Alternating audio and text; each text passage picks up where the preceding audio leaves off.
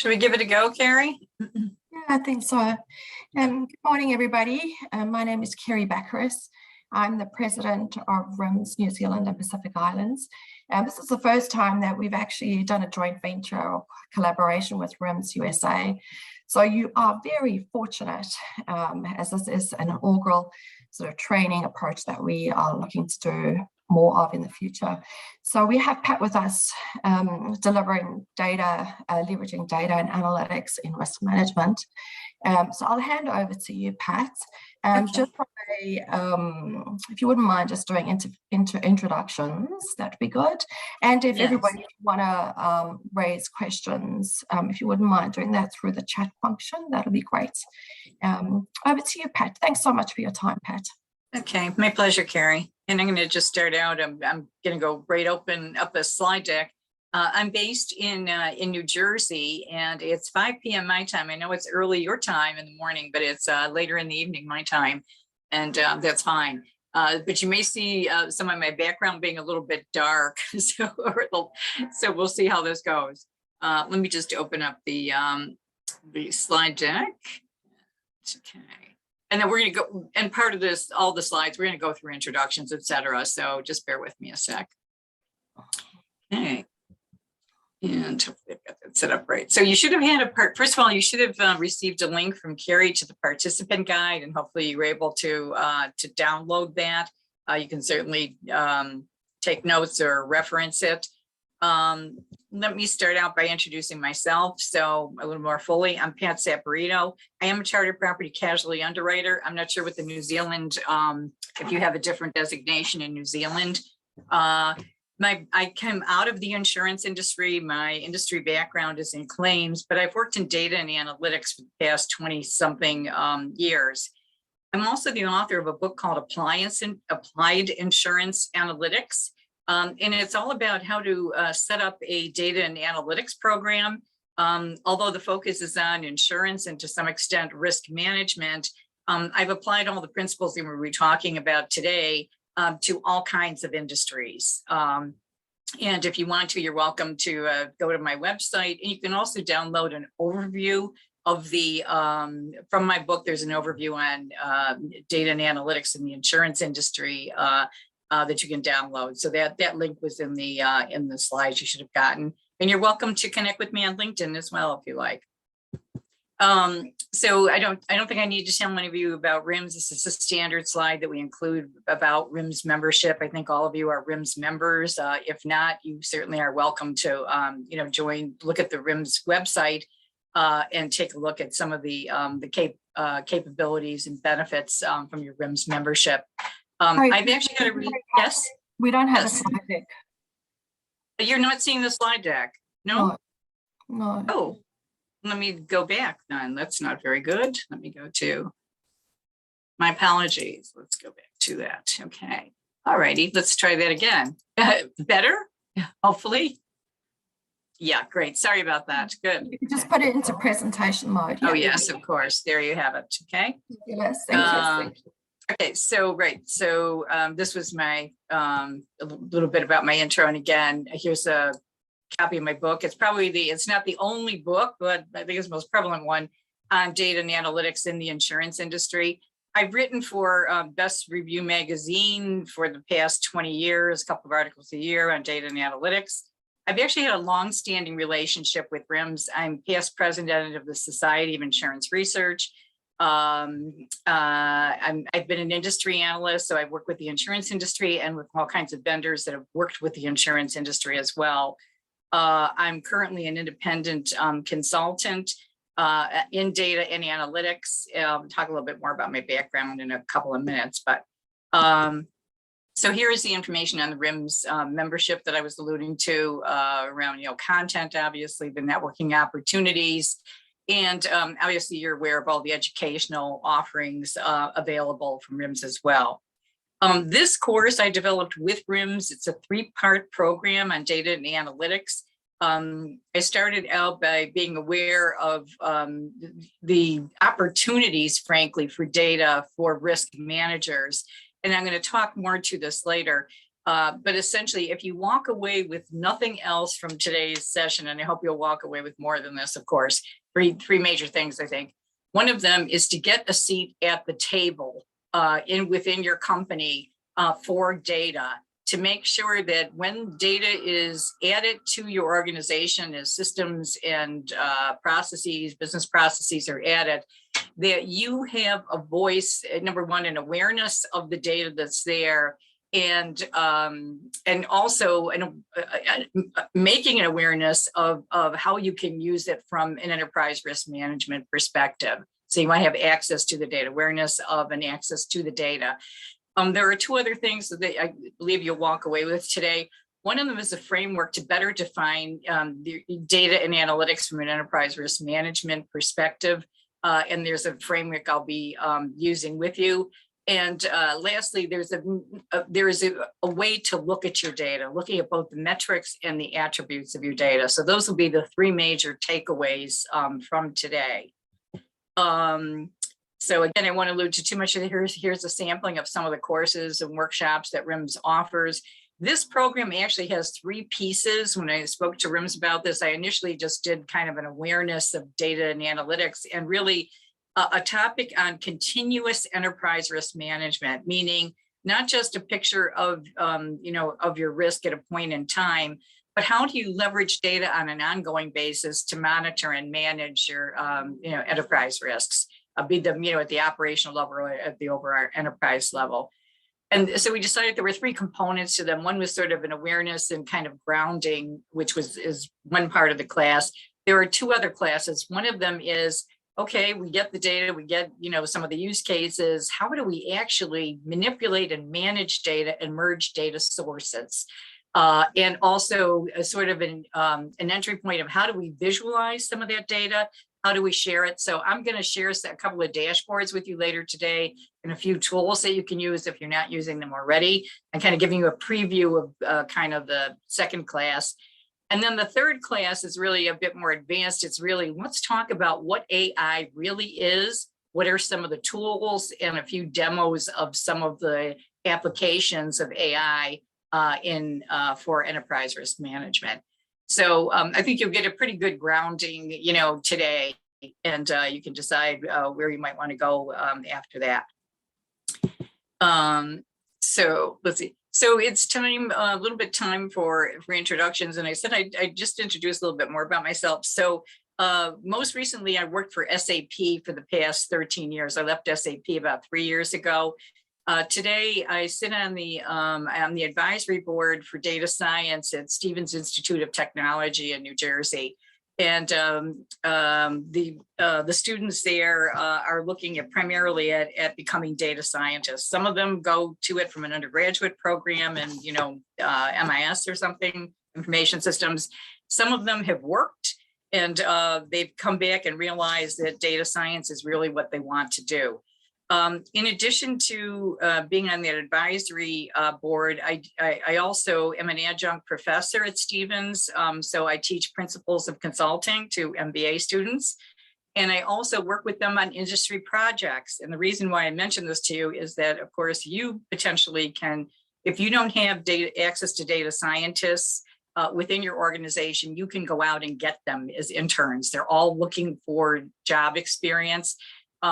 So you can do one of two things, hire them essentially as lowly paid or non-paid, interns.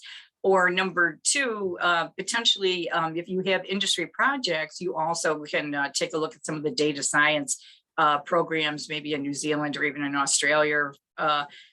These are kind of universal. These universities are all looking for practical hands-on experience for data science students. So I just mentioned that. I told you about my background prior to working with SAP, where I actually ran an enterprise risk, enterprise data and analytics program across all industries. I've been to Australia, 3 or 4 times. Unfortunately, had not made it to New Zealand, which is a crying shame because I've heard it's beautiful. I've always heard if you go to Australia, you must go to New Zealand, and I never had the time. So hope to get there someday. prior to that, I worked for Teradata, which is a data warehouse company. So I kiddingly say I did the dance of the 7 veils. You know, when you're doing data warehousing, you never have the visualization tools. You're talking about here's what you could do with all the data. And then when you work for a company that does analytics, you show these beautiful, gorgeous dashboards. And the dirty, dark secret is how the heck do you get all the data into those dashboards and how do you structure the data? So anyway, that's enough about me. What I'd like to do now is go around. If we can go around, I know you're a relatively large group. Maybe you can put this in the chat. Could you introduce yourself, your name, your organization, your role? And also, maybe if you can just put down today, you know, what do you want to get out of, out of today's program? If you were to walk away with 1 or 2 things, what would they be? So it might be general awareness, but maybe you actually are doing something and you want to elevate your capabilities to the next level. And we'll talk about your challenges, so you might want to say 2 things. Number 1, what do you want to get out? And number 2, what is your key challenge? So if you want to put that in the chat, and we'll have a look-see. So I see a chat. Okay, so Jason, you did get a copy of the guide, of the participant guide. Thank you. Okay. And if you guys are brave, I know it's early morning, maybe you hadn't had enough coffee. You're welcome to, if you want to chirp in and do it verbally, that's fine. I think I'll look, Carrie, and see how many people we actually have participating today.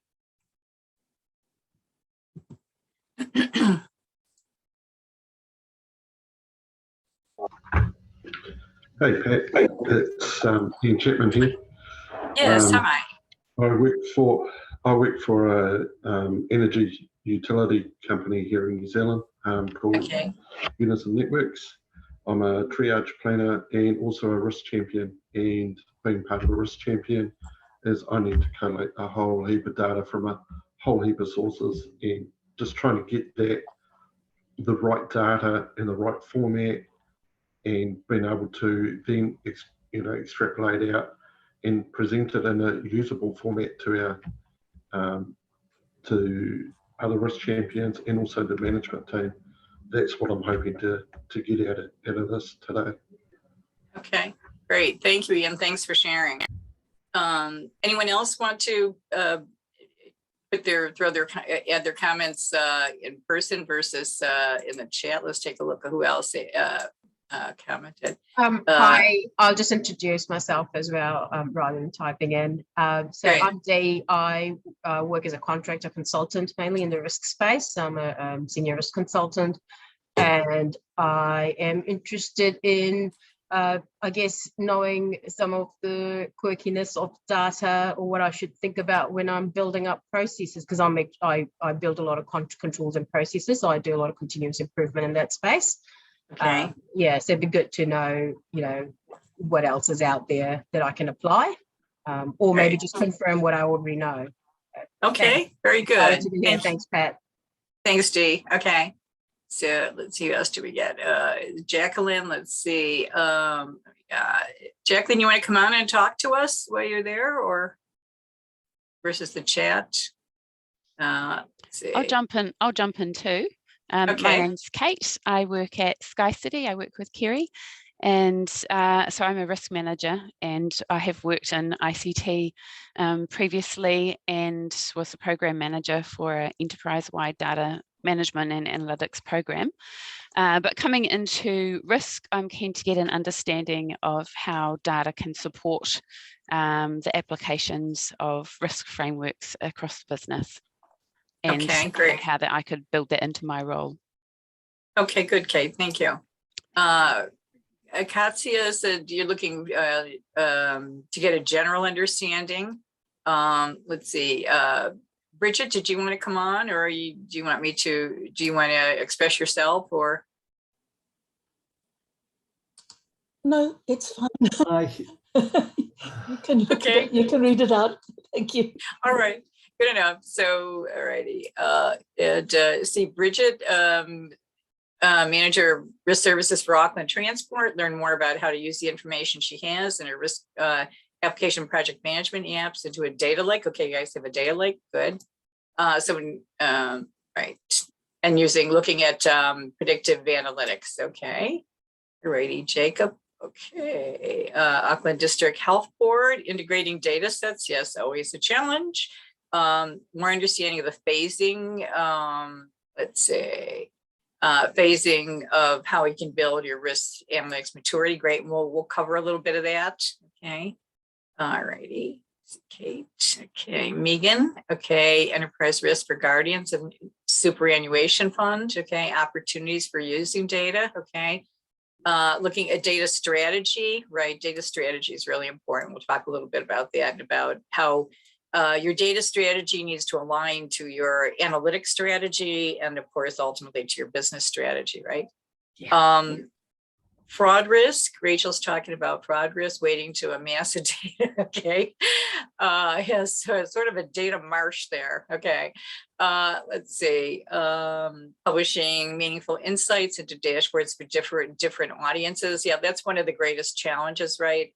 There's whole concept of self-service, and ideally what you'd like to do is kind of create a dashboard where people can serve themselves, right? Kind of lead them and then let them, serve themselves with their data and hone in on the most relevant data. Carrie says lack of sufficient skill within the business to support the increased maturity. We'll talk about that and how you can support maybe evolving the maturity in the business. And we'll talk about a couple aspects of that. One of them is skills, but the other one is really change management, the ability and the, the incentive to change, right? Okay. How it's possible to use your position with data scientists. Okay, let me see. Seeing a little bit of internet goofiness here. Okay. Okay, working with your data scientists, yeah. And Joe, okay, let's see. Again, Bank of New Zealand, she's compliance manager. Okay. Beyond standard pivot tables, yes, we will talk about some of those other capabilities beyond pivot tables. So Jason, looking at using ML, machine learning in the enterprise risk management space. Yeah, and one of the challenges is the data coming in so many different formats and the transformation of the data to make it useful. Okay, look, Richard's looking for some practical examples and maybe a picture of the future. Alice, okay, we're just general learning. Jerome, okay, also at Guardians. Okay, let's see who else. Okay, we've got a lot of health insurance, health informatics. Okay, a lot of health insurance. Okay, all righty, good. Jesse, okay, all righty, Lucy. Okay, great. Okay, right. So, well, the good news is I've worked in most of your areas, certainly extensively in healthcare and in financial services, more so insurance, but also in banking. Okay, so, okay, well, let's. Thank you for sharing all of that, and we will touch on all of those areas. So let me just close out the chat window so we can go forward. Okay, all right.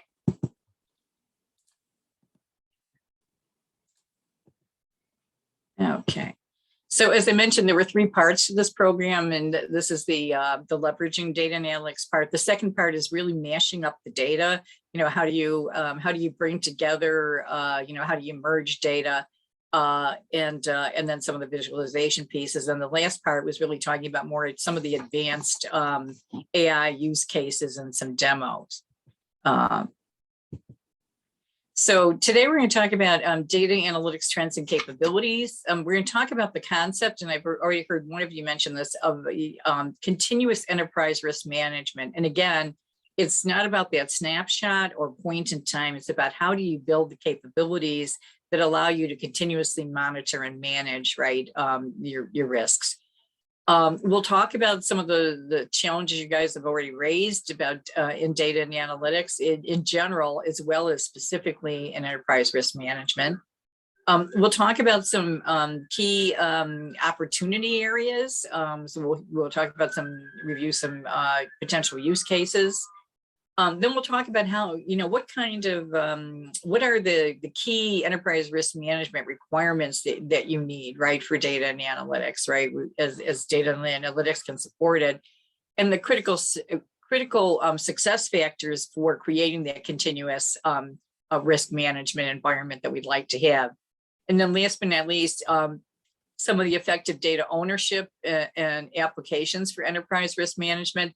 So it's not enough to just have a seat at the table. We'll talk about the concept of data governance, the role that you can play from a risk management perspective, but how you can engage maybe some of the business owners in that process, as well. So just to recap, those are a lot of points. We'll talk about the trends and capabilities. We'll be talking about what is risk data and analytics, what are some of the challenges, and what are some of the best practices to improve overall your enterprise risk management. Okay, so needless to say, and I think if we've learned nothing over the past 3 years, was certainly with COVID, on a global basis, right? How data is more, important than ever. So we see decisions are more important. Decisions need to be made, and just as examples of everything that's happened versus shutdowns of what we're doing, opening things back up, et cetera. As just life evolves. So whether people have been working from home, clearly people are now returning to offices. And I think people are actually taking this, no matter where you are, literally on a, week by week, and in some cases, maybe not quite day by day, but certainly week by week. Organizations are evolving. They're going from being process driven, so more classic linear process, to becoming more dynamically data driven, meaning that the data is providing insights both into opportunities and into risks, right? Information is certainly fueling the full value chain of our organizations, right from, I don't care what business you're in, you start out with some kind of business opportunity at the front end, if you're going through your sales and marketing process to, production, whether it's and delivery, whether it's services or products, ultimately through your financial, processes, at the end, and of course, everything else in between.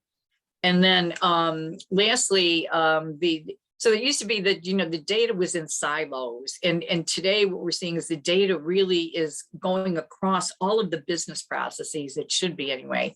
And last but not least, because there's so much data going, coming into and out of our organizations, what we're seeing is new business models that are literally based on data. And I'll give an example a little bit later of one of the healthcare companies in South Africa.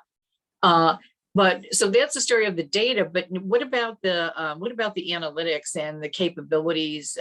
Supporting capabilities. Well, those have become are even more important, right? So what we have now today is to enable those decisions. We've got deeply embedded analytics, and in particular, machine learning and artificial intelligence.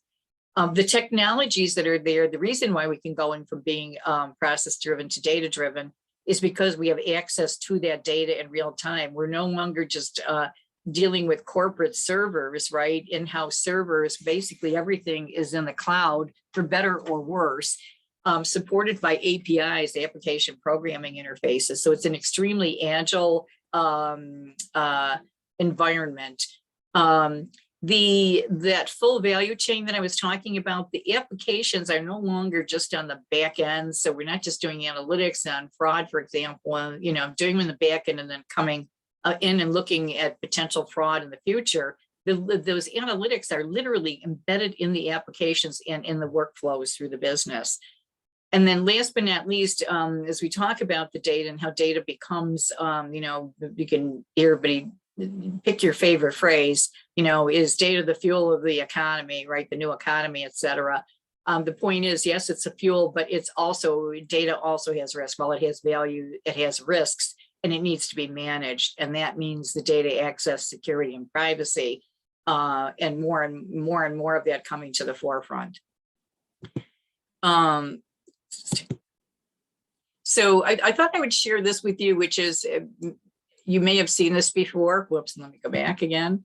Protiviti is a consulting firm, and I believe they're based in the US, but they certainly work globally.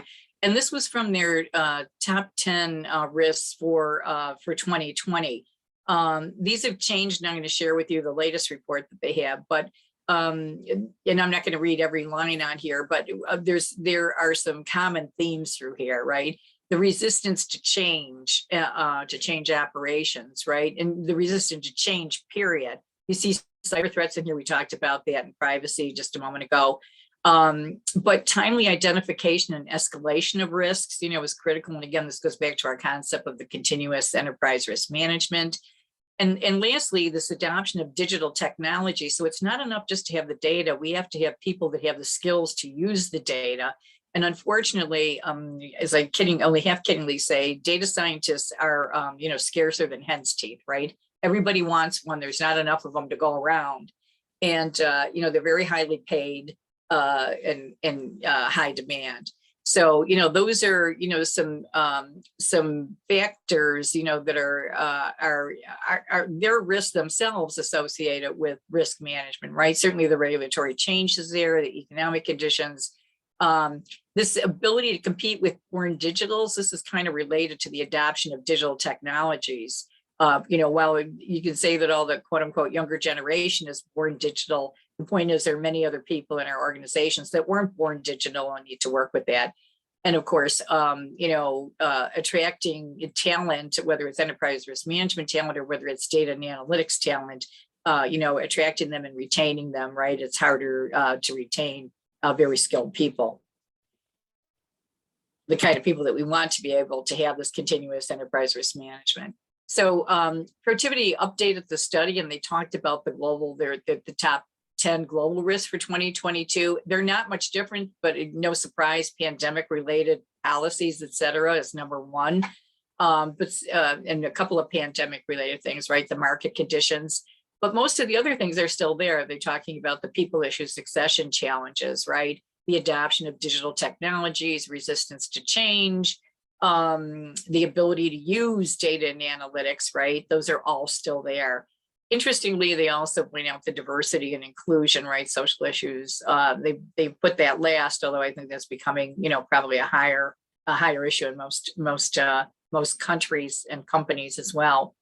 And then they project out to 2031, and notice that the number one issue now is adoption of the digital technologies and the skills. It's the people issues that they're right up there, number one and number two, right?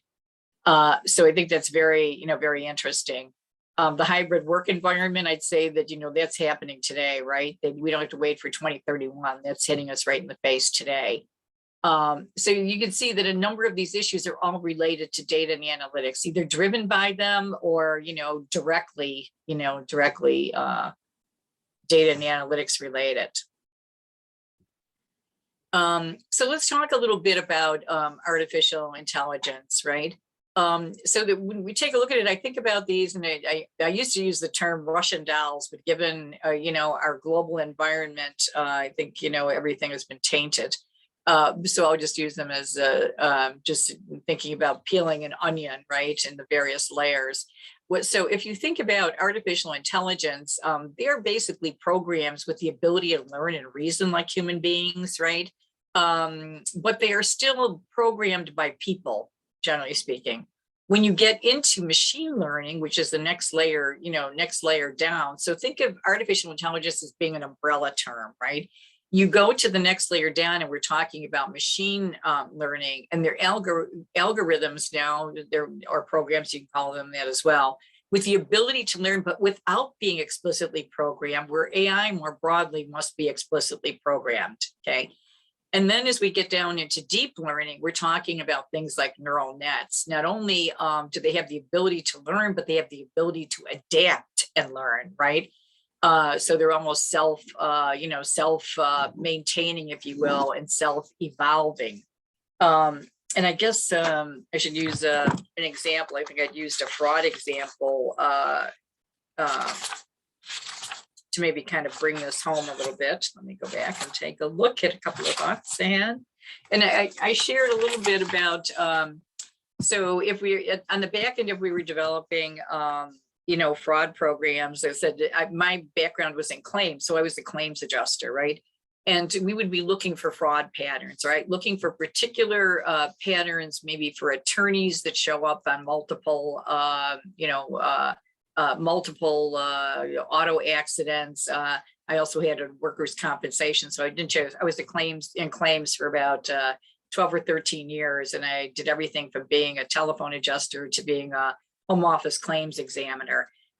So, you know, at the end of the day, you end up, that's when you decide you're going to try or settle those cases literally at the home office level. I ran field office operations and owned the claim systems, you know, for an insurance company. If we go to thinking about, so those algorithms, we literally had to specifically identify, you know, what were we looking for from a fraud perspective at the AI level.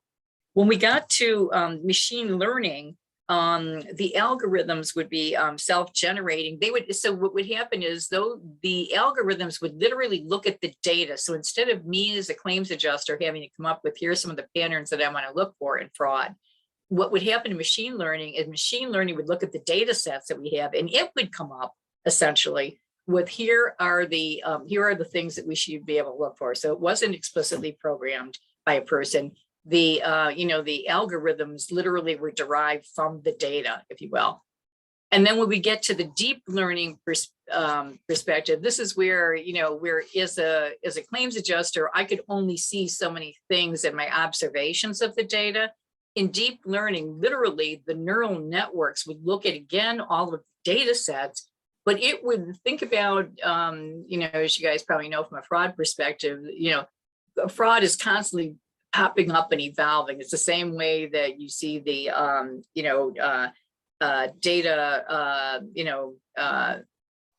data viruses, et cetera, that just are, you know, they're literally, they're viral is the only way you can put it. And so is fraud. Fraud is viral. It just happens.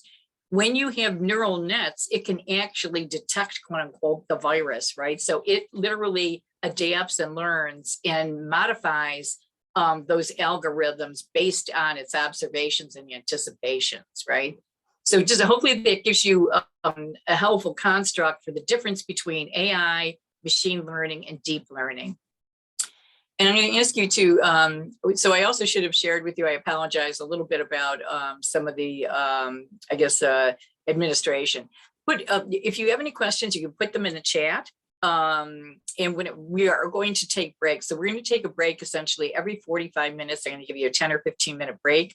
The program today will be 4 hours, a maximum of 4 hours. It may end a little bit earlier. And some of that will, you know, depend on your interactions. There will be points that we break, and I'll ask you for engagements again in the chat and for feedback.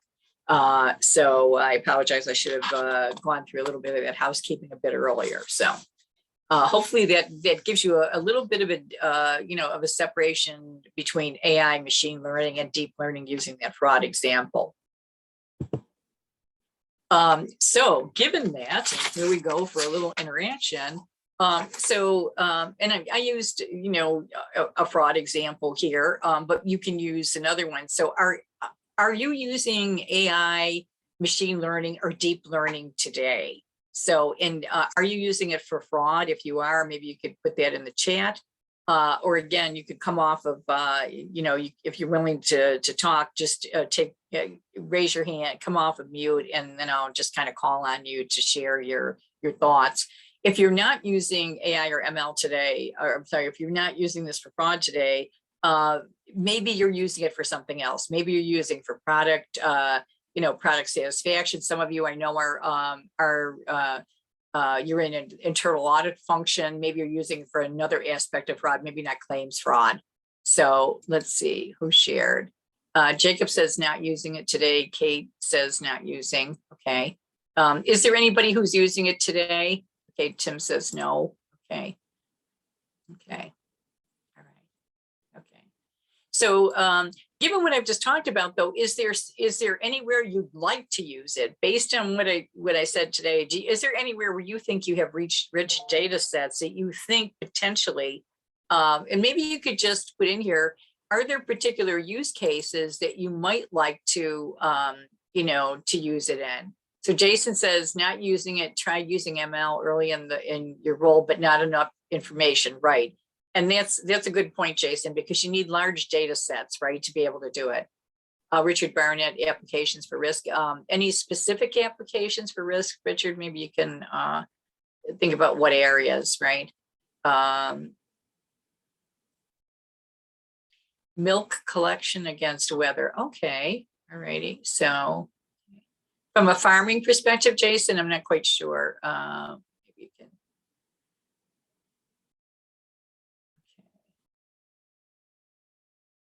All right, and I can share some examples. Certainly we've talked about, you know, again, when I was with SAP, you know, we had incredible clients, right? John Deere was one of them, right? So some of the, so looking at, you know, Internet of Things, the sensors and everything that they're literally putting on, think about that since you're talking about weather risk, you know, of, you know, tractors in the fields, et cetera, being able to measure the soil conditions, right? Various, you know, various other things that are basically all driven by, you know, by AI. Let's see.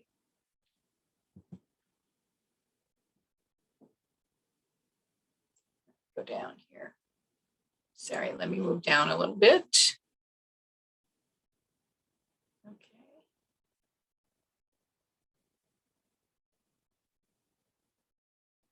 Okay, resistance within the business, right?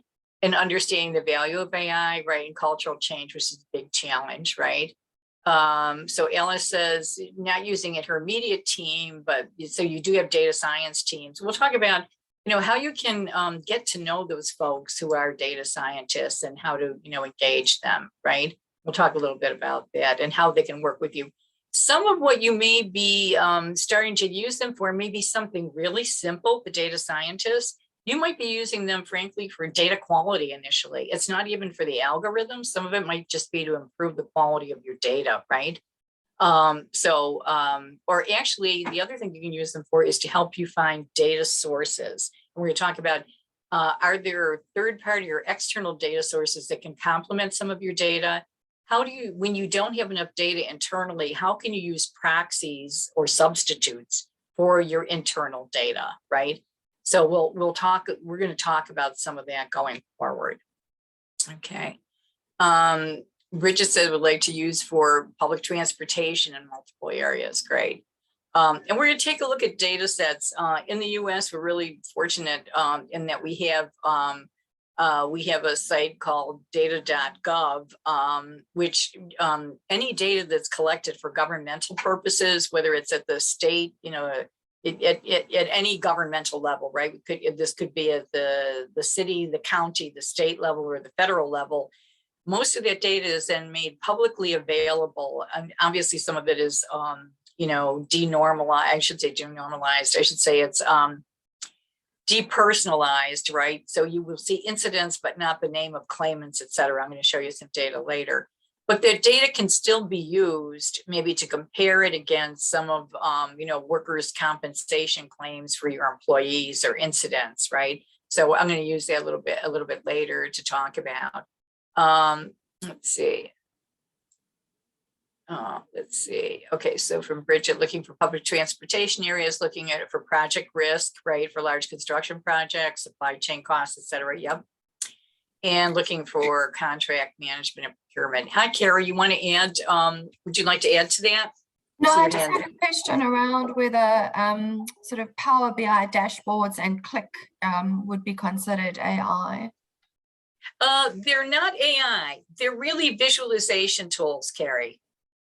Neither one of them have, I would say, unless they've evolved extensively, they do not, generally speaking, have predictive analytics capabilities in them.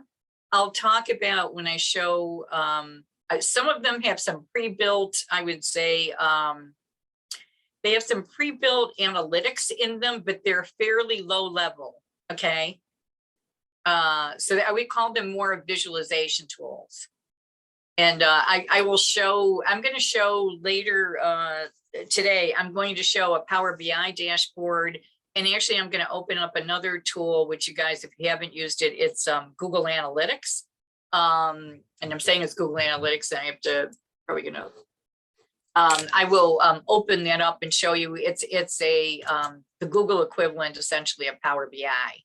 So, perfect. Thank you. Okay.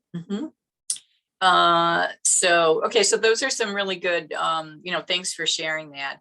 And maybe it's a good time to talk about this perfect segue into, so what is your, your analytic maturity, if you will. And there's a continuum that we talk about, right? Where I've seen different versions of this. This is so going from perception, what's happening now, right? Going to not just perceiving what's happening, but to notifying, what do I need to know about what's happening now, right? Going to suggestion, what do you recommend? And Carrie, this is what I was alluding to in some of the tools like Click or Tableau or Power BI. Some of them have some embedded suggestions into it. In fact, they will come up with suggested questions and analysis in the data, but they're really not doing anything particularly sophisticated. And that's okay, and those tools continue to evolve. And there are add-ins, and there are other predictive tools that you can actually purchase that have pre-built analytics for specific use cases. Like, for example, in marketing, market basket analysis, or there may be some basic fraud analysis, et cetera. And then you get to tools that are just pure custom, building out, your algorithms. So anyway, we'll talk about some of those tools a bit later. So going from the suggestion to automation, meaning it's just not enough to say, what do you recommend for this point in time, but what should you always do? So you basically are automating the analytics themselves. And you're still looking historically, though, you're probably looking backwards, at point in time, maybe what's happening now, and potentially backwards because you're looking at, past history. But now you want to get to looking really forward into prediction, which is what can you expect to happen based on what's happening today or what has happened in the past. And then this is where you really get to, and how can I avoid it, right? So what's the prevention? What can I take to head off, a particular situation? Again, whether it's a fraud, a fraud situation, whether it's using the fraud example too often, maybe it's an accident, right, or an incident, and then getting into situational awareness. So when I think about situational awareness, I think about a hospital, and I think about the ICU, the monitor, or you think about it in 911 calls, right, an emergency center in a city. Though that situational awareness, and if you can picture that situational awareness for you, and I think this is thinking too big, but that's okay. From an enterprise risk management, if you could at least conceptually think, what if we had a real-time monitor of all of our risks organizationally, right? That's the nirvana. Are you going to get there? Maybe ultimately, obviously not in, not in one fell, swoop or step. But that's the ultimate, right? The ultimate goal.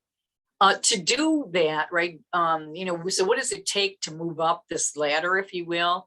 What requires a lot of robust training data. And what I mean is enough data to train the models. The models need to have data to train them. It also requires decision process, expertise. So as in, what do you do next, right? So the models can come up with the observations, but the decisioning, and that may require some additional algorithms that get added to it, or it may be, that may be added manually, right? The actual, so what happens next? And then lastly, being able to embed the decisioning based on the data into your process flows, right? So we'll talk about some of those capabilities, going forward. But this is the progression you want to take ideally. and what it takes to do that is the data, the process expertise, and being able to embed the decisioning in the process flows. So if I look at that, and I think I already know because we had this discussion, I guess what I would challenge you with at this point is thinking about where are you on this continuum, right? I think most of you aren't to the right. You're not in certainly the prevention and situational awareness, certainly not across the board. You might be in some areas, right? And I guess I'll also share that with you. You're going to be more advanced in some areas of your organization and some business processes, or maybe in some divisions, than you will be in others, right? This assumes that you've got this monolithic, view of your maturity, and that's not the case. More often than not, you are, more adept in some areas than others. So for example, maybe it's financial fraud and it's people cheating on their expense accounts or something, right? Or maybe embezzling funds. You may be fairly sophisticated in that. You may have a lot of, built-in edits and capabilities in there. And maybe even, rules that stop people. So the prevention, stopping people, setting a limit of X number of dollars, on anything, or, authorization levels, et cetera. But in general, thinking about, where are you in your organization? I'm sure you guys are at the, you're probably at the level of being notified generally about what's going on and hitting some of those business rules that have been defined. Are all of your capabilities, completely automated, even for, for the basic capabilities? And then some of you are probably moving toward prediction. You may have some predictive capabilities added. So the point about this is really to think about, where are you on this continuum today, in what areas? And some of it is setting your priorities about what areas do you want to focus on within your risk management environment, and thinking about where you are on that continuum for them, thinking about what the next logical step is to evolve your maturity. So how do you take it to the next level? And what the real question is, what's stopping you getting there? Is it the data?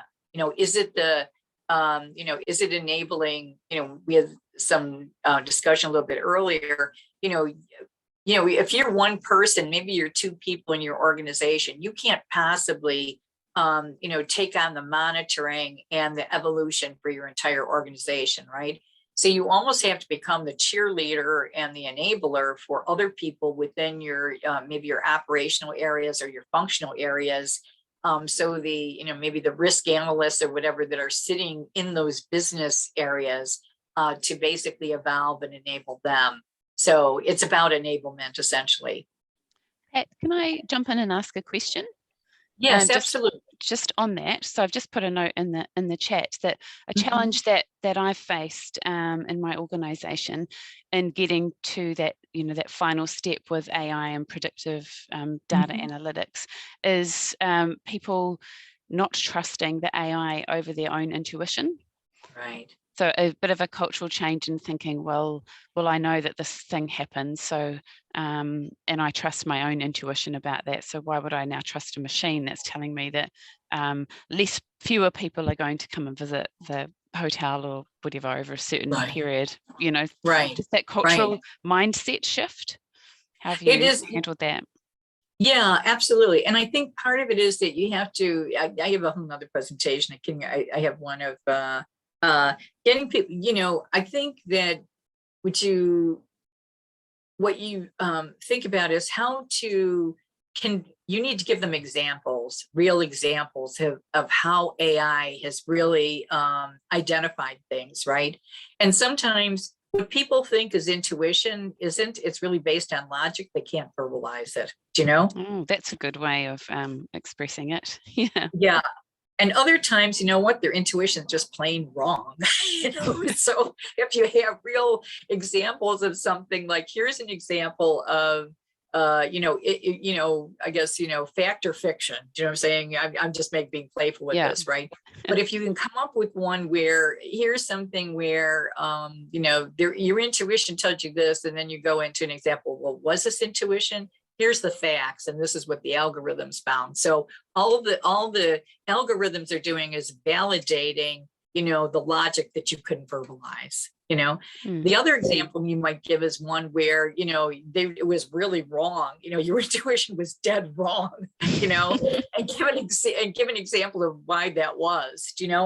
I think some of that would help. It's, I always talk about the carrot or the stick, and I always try to lead with the carrot, but if I have to, I'll bring the stick out, right? So nice. Thank you. Yeah, hopefully that helps, right? That does. Yeah. Hi. I have a question. I'm Ray from Auckland District Health Board from New Zealand. Hi. Yeah, hi. So my question is around that to feed the machine for machine learning, I need quality data so that my AI works well. And how to percolate that culture or that understanding through the institution, which is generally a big institution when you're talking about big data. I'm just saying it. So how to bring that culture, or what will be your general comment on quality of data, which is educating the system so I can actually depend on the AI outputs. And as my previous question was like, how I can actually, not intuition, I mean, that's a trust I develop. Right. So what is your general comment about that? Thank you. Right. I'm going to talk a lot about data management and data governance going forward, but I'll give you a couple of quick pithy, answers right now. So again, you have to engage people, and you're not going to be engaged. You're not going to be able to engage everybody in the organization, right? You need to pick essentially what we call a data steward in each of the functional areas of the business. There's always somebody, Ray, and you probably know who those people are. The people who really know the data. They know what's wrong, And so what it is, it's about enabling them to help fix the data. Number one, obviously what you want to do is put enough edits in on it at the, the front end to make sure that the data goes in right, from the get-go. The other part is you're going to need to, you're going to undertake data quality initiatives to fix some of the data that's critical, right? And so it's about, building up essentially, a network of people who can help you build that quality data. And I'm going to give some examples. We're going to talk about I call them the 6 C's of, data quality later on. But you're absolutely right. It's all about the quality of the data because, garbage in, garbage out, right? Bad data, bad algorithms, right? And nobody wants that. So we'll talk about that and how you can enable them and what that, process looks like. Thanks a lot. I think, you can continue with that. You will get back. Okay. Thank you. Okay. And Jason says, currently in our business, we use qualitative and quantitative measures to support an end decision. Yeah, and there's room for both, right? I mean, most of my life is, frankly, I've done, I've done both, right? I mean, I've done surveys. I'm a market research professional. As I said, I checked as, president of the Society of Insurance Research. Some of that research is, is very quantitative and some is very qualitative, right? So you'll need both indicators when you look at stuff. And that's why when we start to talk about the data, we're talking about, much of your text data ends up being qualitative versus quantitative. The measures, tend to be obviously more quantitative. So we're going to talk about some examples and kind of look at that, in a bit. Let me just take a look at where we are. Make sure that pick a logical point for a break, but I think, well, maybe not in just a couple of minutes. We're going to, we'll take a break. So let's talk a little bit more about the data. So we talk about big data. Like we said, we need volumes of data. And I always talk about the 5 V's of data, of big data. So we talk about certainly volume. So this is the big part of big data, meaning just how much data do we have. But it's not just the volume of it. It's really the variety of it, right? So I mentioned we have structured, we have unstructured data. That data comes from multiple, places. It comes from our transactional system. Some of it comes incident reports. It's created within the organization. It comes from outside the organization, from our clients, from our vendors. It can come from our website, et cetera. It's also the velocity, meaning how quickly is that data changing? because it's constantly, most of our data is constantly evolving. Some of it's more static, some of it's more dynamic. And then the veracity, and this gets to the data quality that we're talking about. So how truthful, what's the truth and what's the trust in our data? So then we talk about the value. And when we look at it from a risk management perspective, the business value is really in 3 core areas, right? Either reducing losses, so reducing risk, lowering the cost of risk itself, right? Or to manage the risk, and probably improving, safety, right? So you could argue that there are, you come up with other values, but I think those are probably 3 pretty good core values from a business perspective for risk management.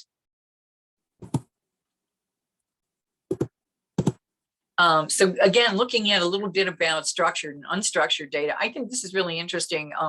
Is structured data is only about 20% of the total data that's available to us. And I think I have another statistic later that says we actually, and despite that, we only use, of all the data we have within our walls and organizations, we probably only use about 10% of the data. It's not about how much you use it, it's really, frankly, about what's the most relevant data, right? So when we look at the data, just some examples of structured and unstructured data. I think we all know what this is, right? Unstructured data is like social media, your news feeds, maybe videos. So this is external data. External structured data includes things that could include your financial data or statistics from externally, right? They might be maybe there's surveys, industry surveys, or just general cost of living, economic surveys or data, telematics certainly. If we look internally, and I apologize because these are more insurance-y, so bear with me. Internally, maybe you have a policy record, you might have an employee record, right? Maybe it's some of the loss history that you have, on claims history, if you will. And from the unstructured side, so related to those claims, maybe there's adjuster's notes or loss description. It's the incident reports, right? It's that are there. And if you look at the employee record, maybe it's the employee's application, maybe the resume. Those are just some examples of looking at the structured versus unstructured data. Taking it maybe into a context, if we used a little scenario saying, well, what if we had experienced some losses in our warehouses, right? What data could we look at, to take a look at better understanding that, maybe trends, et cetera. And, so maybe internal data, we might look at some loss runs. So if there have been prior losses like this, if there's been, thefts, et cetera, maybe there's some incident reports, that we'd be able to look at. Maybe we've had invoices for property repair or replacement, so, is it really theft, or, are there really, are these repairs or damages, right? Maybe we'd be looking at local newspaper or community sites. Maybe there's been a rash of thefts, not just from our warehouse, but from other warehouses in the area. And then maybe we'd be looking at, some police reports, not just, local information, in newspapers, et cetera, but maybe you'd actually look at police records. So these, just an example, trying to bring how we might be looking at different data sets and what data sources might be looking at it in some kind of a context.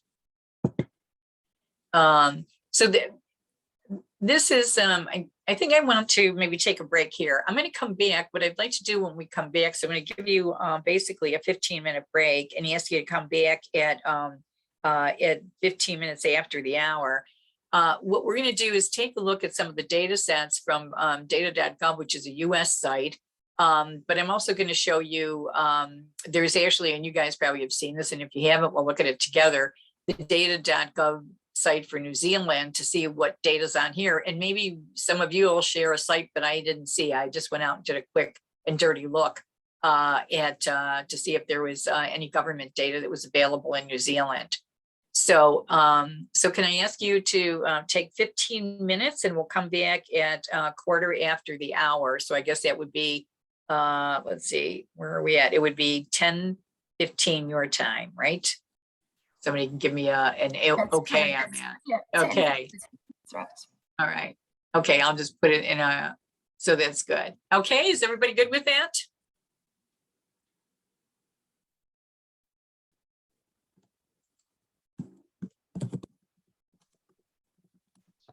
Yep.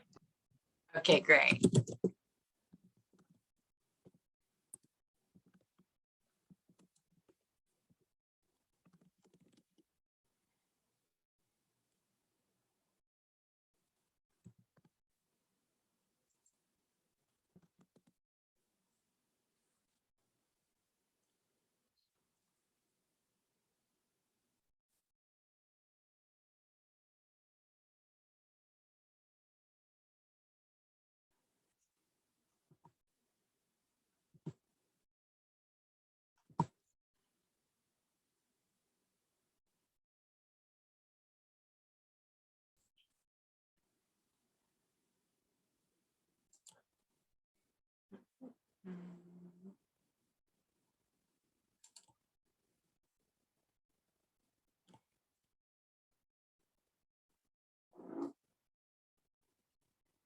Oh, wow. Where is it?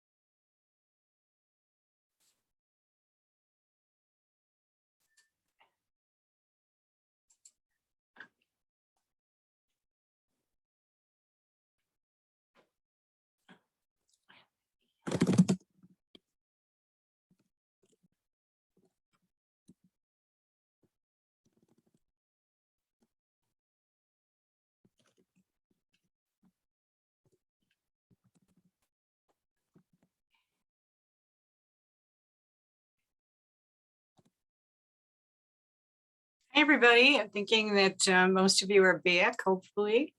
I saw a couple of questions about the presentation deck. That should be in the download. And yeah, I can put the, it's footnoted for the, let me go back to that. I'll put it in the chat for you guys for the,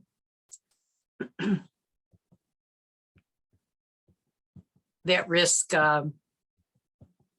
report.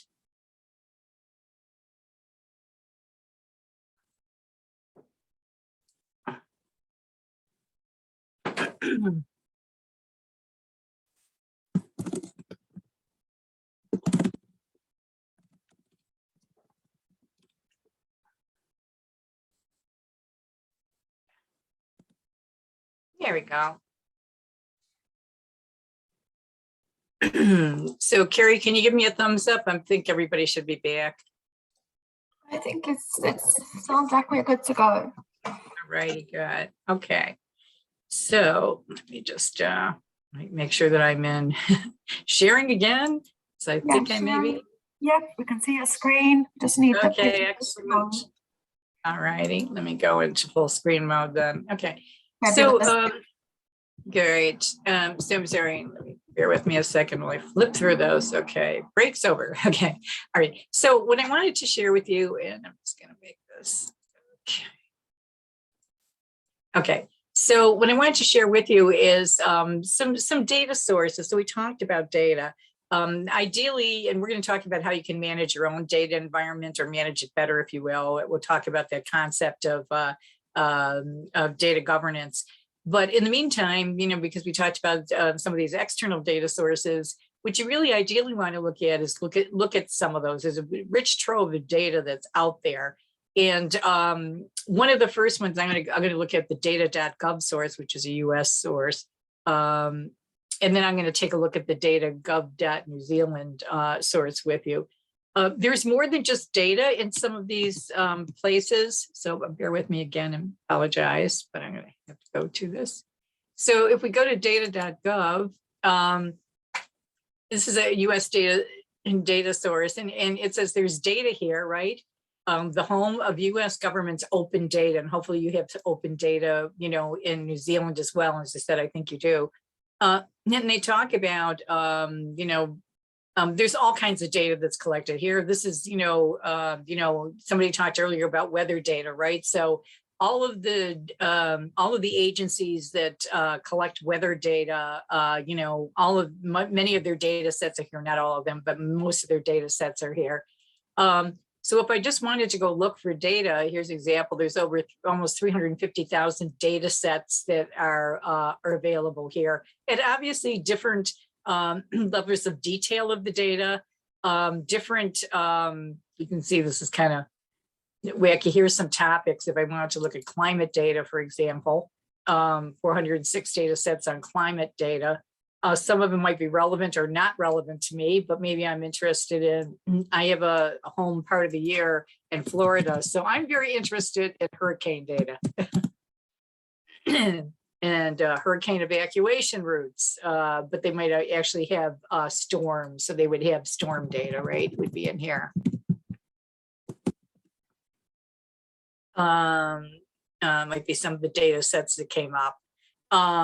But anyway, you get an idea of this. If I went into, you know, risk management, only one. When we say risk, it was national. Well, it's because I'm still within the, I'm still within climate, right? If I went into risk management more broadly, there's, you know, almost 9,400 data sets for risk management. And so you can just take a look at this. Some of this might be relevant to you and some of it might not be. The data is in various formats, right? So you can see some of it is in HTML, some of it will be PDF, some of it will be in Excel. Let's see if we can go down and see, I'm sure. Some of them will be in another format that lets you bring them to, you know, maybe beyond your and probably my technical capabilities, but can be imported into APIs. Remember I said that application programming interface. Capabilities, again, here's an XML one where the data, 35 projects. You know, again, whether this is relevant to you is a whole nother question. But at least you can see the data that's here. I think, and again, they just kind of look at different, maybe you're interested in energy data. It's another way of looking at this, right? The thing that I think is pretty equally as interesting probably is resources. And the resources include things like data standards, right? And every organization should have data standards. So here's data management and governance, data tools, software tools and complementary resources to support works of data practitioners, skills development, case studies and examples. You know, if you're looking to build up capabilities or looking to within your organization to incent people to learn, et cetera, this is, you know, a way to do so. And if you didn't have, for example, data management, you know, a data governance function or data management and governance, you could do a lot worse than copying what's done at the federal level, data ethics, data skills playbook, right? There is a rich plethora of resources, a data governance playbook in here to take a look at. The data.gov dashboard. Let's see what this is. Maybe this just is data. I haven't looked at this recently. Might be the data available from various federal agencies. Okay, kind of interesting. Public data sets, how much of the data sets are actually available potentially, right? For the Department of Agriculture, et cetera, okay? I just bring this up to show you what a plethora of rich data is out there, and not only the data, but as I said, capabilities, as well. So if you're looking to, improve things or be part of, you're not going to turn your organization around single-handedly. But if you, you certainly do that. And also you don't need to come up with your algorithms from scratch. There are shared algorithms, open, open source tools, et cetera, to do things with. Let me take a look at the other, okay. Another resource. So anyway, I taking a look at that, I went to go look and see what you had in New Zealand. So have any of you used this data.gov NZ? And maybe you can speak up, because it's hard for me to look at the chat while I'm, looking at the screen. So are any of you available? Yeah. And aware of this? Kate, yeah? No, I haven't used this one, but it looks it's useful. Yeah, you might want to take a look at it. So they've got, just like I showed you the other data sets that I had, here's some data sets. And again, you could take a look at this. I don't know if somebody else said, here's your data sets, right? Again, whether these are relevant to you is another story. Here's some injury data sets, some work claims. So you can, search on, obviously you have to play around with your search logic, but you might be able to find some data sets that, again, will either complement the data that you're using internally or maybe proxies for some of the data that you have.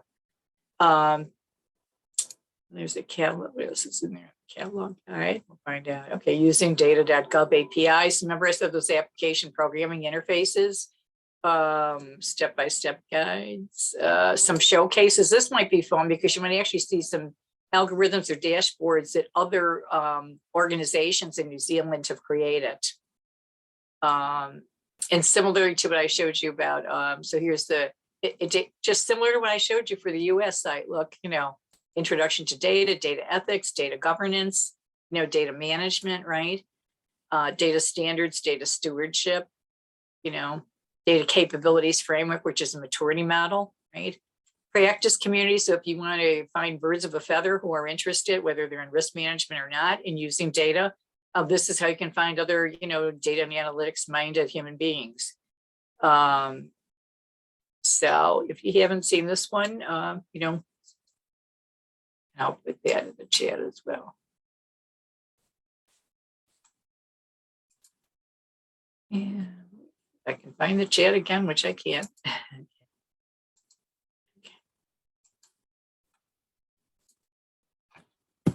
Well, you can ignore the toolkit part, but you can go to the main part of the site, okay? And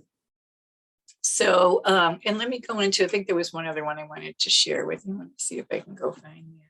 Go back to the PowerPoint, okay? The other one, resources data.gov. Let's see. Okay, so this is another US-based site. But again, this would be for, this is again, federal enterprise data resources, very similar to the data.gov. In fact, it might be a subset of that, I think. Okay. But coming into the communities, you know, in here. So these are some, you know, and I think EMC, I don't know if this is US only. Yeah, I guess it is. And it might be, I was thinking some of these might be international standards. So you can see, for example, here, you know, clearly the UNECE is probably a global standard.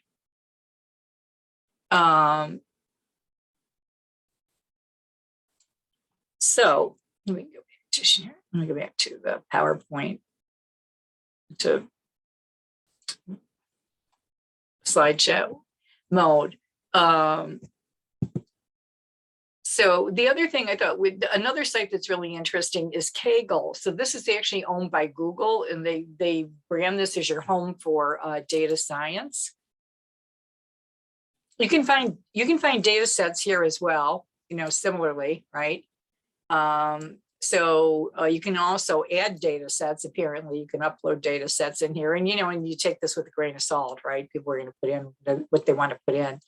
But there's also competitions. So people sometimes they'll come up with an analytic competition. And if you're really trying to brainstorm something and you're out of ideas, you know, again, here's a community of people that just love a challenge. And so, you know, some of it is just to hone their maybe hone their skills, but some of it, somebody might think of a new way of looking at something that you didn't look at. There are competitions that are sponsored by organizations. So here's Google, you know, understanding coding in Python, American Express coming up with a predictive, you know, predictive argument, predictive model that they're, you know, they're looking for. Image matching challenge, and there's some money involved in some of these. There's a grant, you know, associated with them. So anyway, you might just take a look at them. Natural language processing with, what's this say, disaster or something or other. Let's see. Disaster tweets. Okay, which tweets are about real? So you know, fake information, right? What else? Code set. So if you're looking for a code set for something, instead of doing it from scratch, there will be some code sets that could be here that you could pick up. So we talked about data visualization. We talked about Power BI. There's probably some courses in here for Power BI, although I think Google probably wouldn't do that. They have their own tool, so they probably wouldn't be pushing Power BI. So again, you could take a look at this. There's courses, so there's again more learning. I don't think anybody, maybe some of you might be interested in Python or Panda or some other things, but or SQL, right? Introduction to deep learning. You can see some data cleaning, right? For those of us that are looking at data quality. If you're interested in geospatial analytics, etc. Okay, you can take a look at those. So and there's ever more. Okay, so okay, go back to the PowerPoint. Okay, so hopefully that kind of wetted your whistle a little bit. I went in here and I did a little search on OSHA occupational safety, health, occupational, you know what, I'm having a bad day. Basically, it's occupational health and safety agency.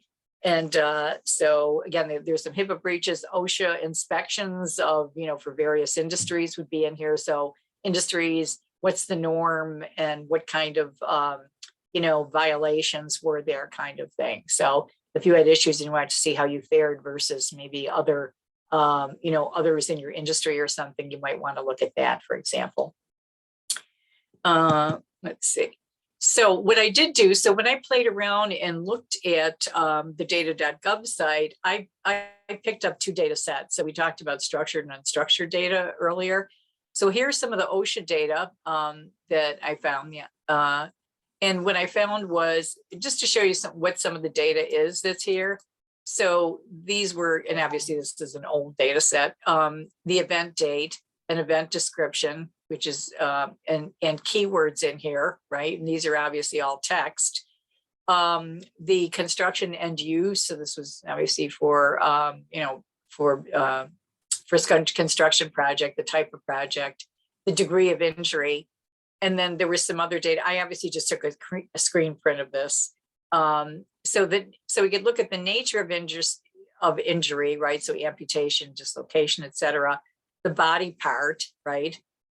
So fingers, hands, and there's a taxonomy and a hierarchy, here as well. You would see the event type. So, how was the person injured? That person injured, was it caught between? Was it a fall, struck by, other?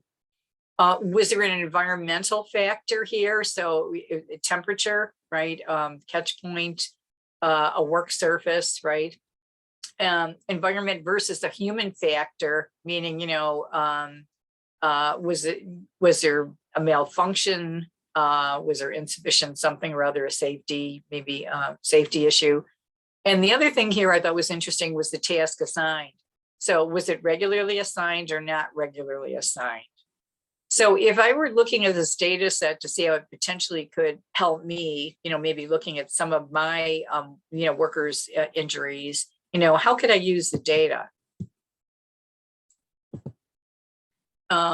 So there's two ways to look at data. I always say one of them is you could, look at what you have and then you're finding data to match it. And sometimes you find a jewel of data and then you try to figure out how it could help you with something else, right? So for example, if we were looking at this, we're looking at things potentially as fatalities, versus non-fatalities, right, for severity. So here's a degree of injury, right? And we could be looking at, were these incidental, was this person injured potentially because they were not doing their normal job? What does that tell us, right? Were they maybe not following normal safety procedures? Maybe they weren't using normal safety equipment, right? That might be some things that we could find in the data. Other analysis we could do with our data is looking, were there safety violations? Let's go back. They might be able to tell us from the, maybe the event type or the causation, right? Again, we could be talking about, is it a work service issue, overhead moving? Is it something that we could control or non-controllable, really, is what we're trying to think about. And lastly, maybe it's weather related, right? So we saw the temperature here. Again, they could have been involved in a storm. Look at some of the other, issues here, right? It's a fall from a roof platform, there was an explosion or fireworks here, right? And some of this won't be coded, right? These event keywords aren't going to be coded.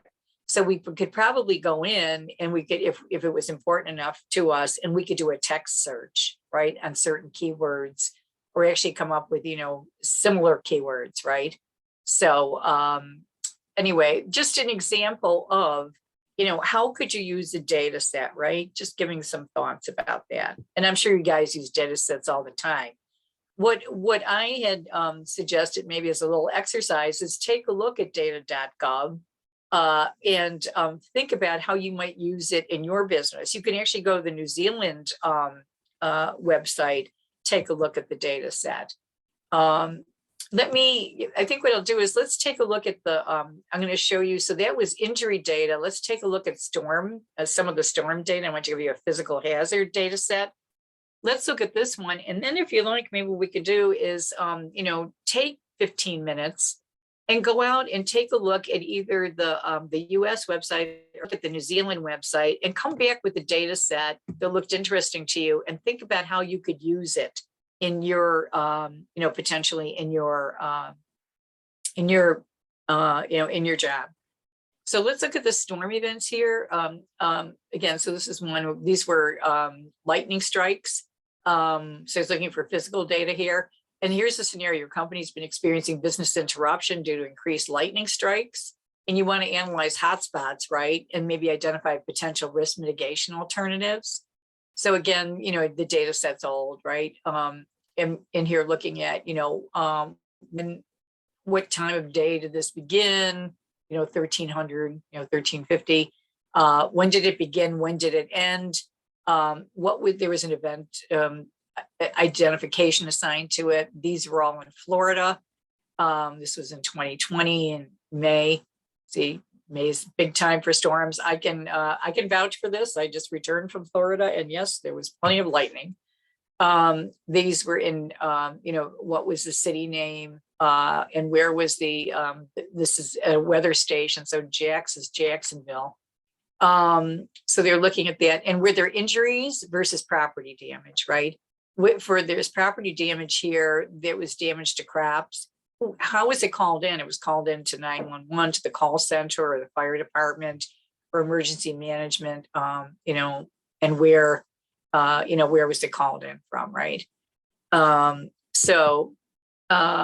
addition to just that, so we talked about qualitative and quantitative data.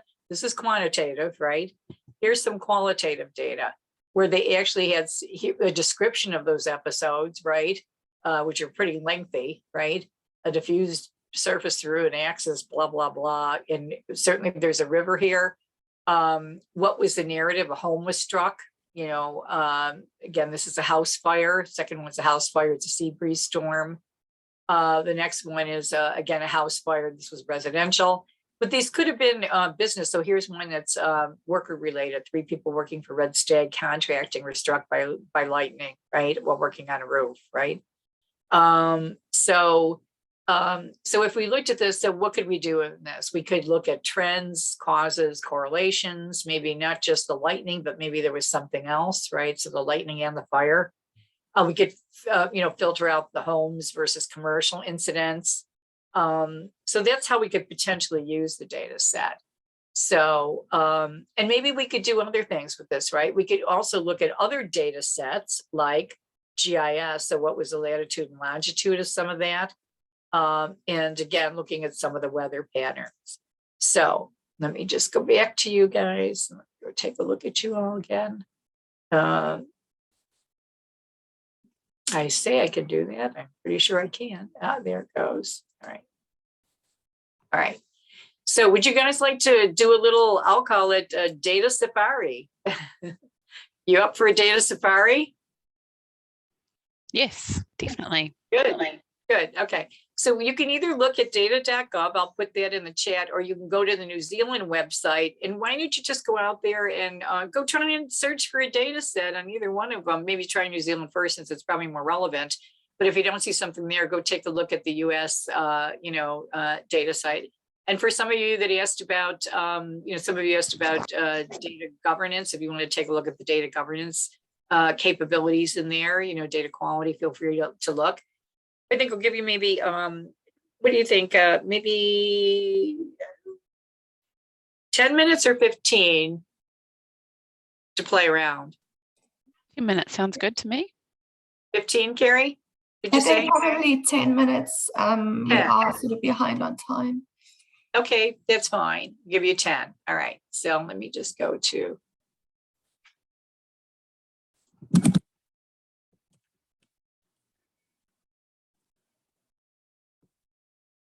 I think you got the New Zealand one in there. Okay, and then you've got the data.gov.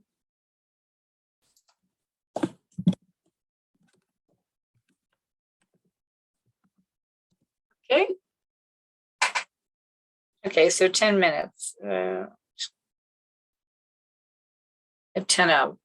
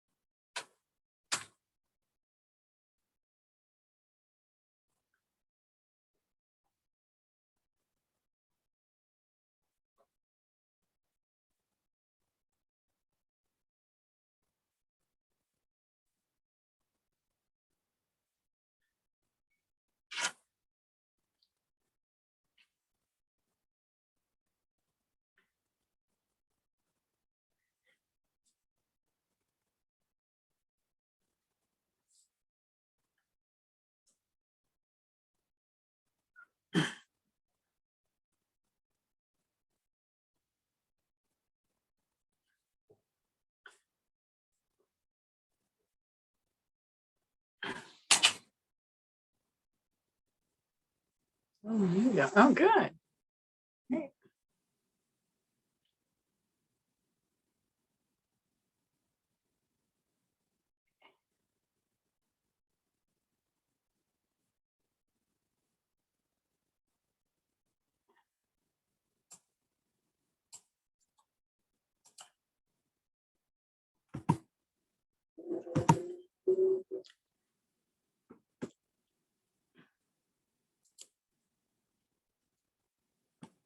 That's good.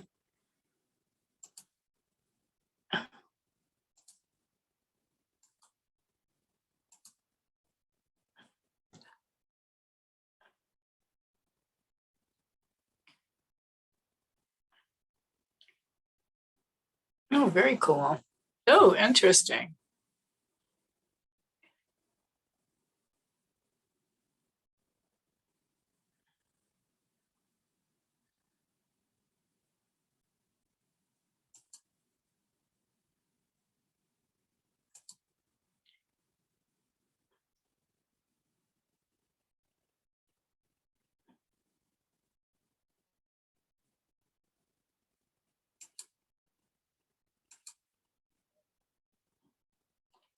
Hmm.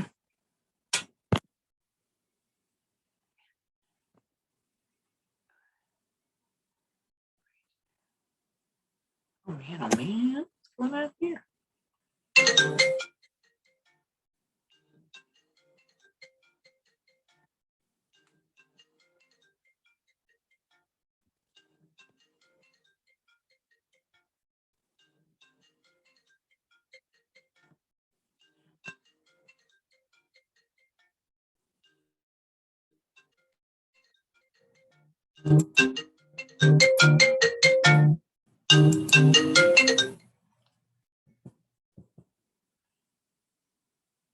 Man, that's weird.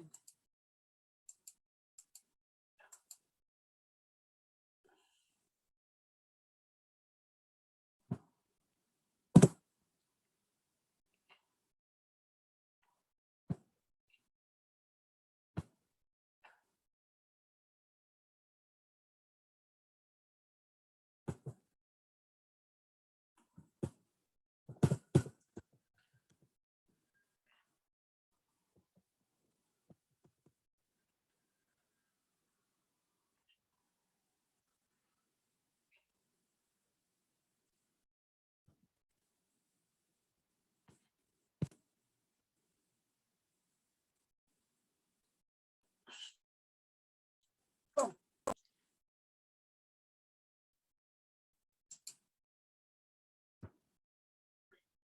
Okay.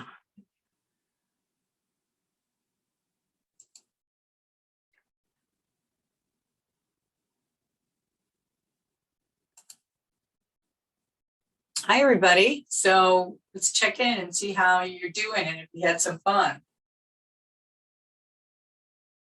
Ah, okay. Helipads. All right, let's see.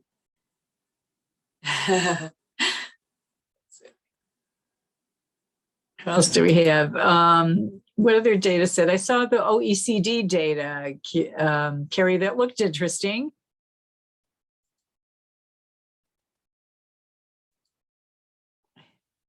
Carrie, did you want to share that? You want to share what you came up with? Yeah, so on the OECD one, I was just having a look and they've got 7,352 data set results for New Zealand for 2022. So that just doesn't even talk to any prior years. I thought that was pretty significant. They've got some really interesting stuff there. So you can do like a an advanced search and search by New Zealand, and then it comes up with all the reports and data sets just related to New Zealand specifically. Yeah, there you go. FDI, all kinds of stuff, right? Very interesting.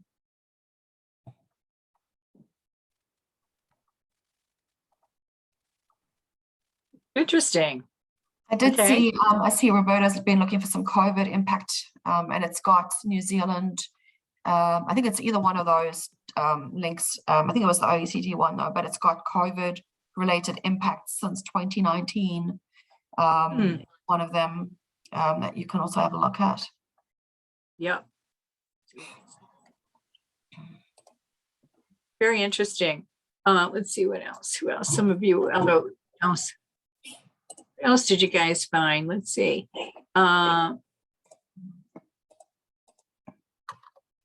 Yeah, interesting. So here's some Joe. Interesting data sets, privacy and data exposures. Right. Oh, she had to drop off. Okay, that's fine. Let's see. GIS data sets for aviation and hospitals from Jacqueline.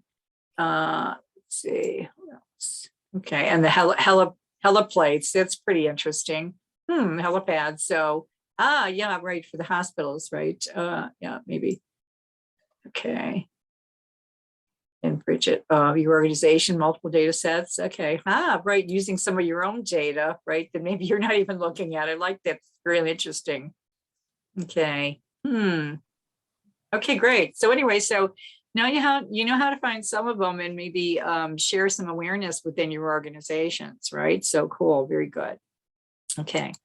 So go, and I added that data set to my the OECD one. I think that's a good data set to add to my deck. So cool. Okay. All right, let's continue. Onward ho. Okay. So okay, I'm just gonna get rid of a couple things or minimize this for right now. Okay. Well, I say that. There we go. All right. Okay. Oops. Sorry about this, you guys.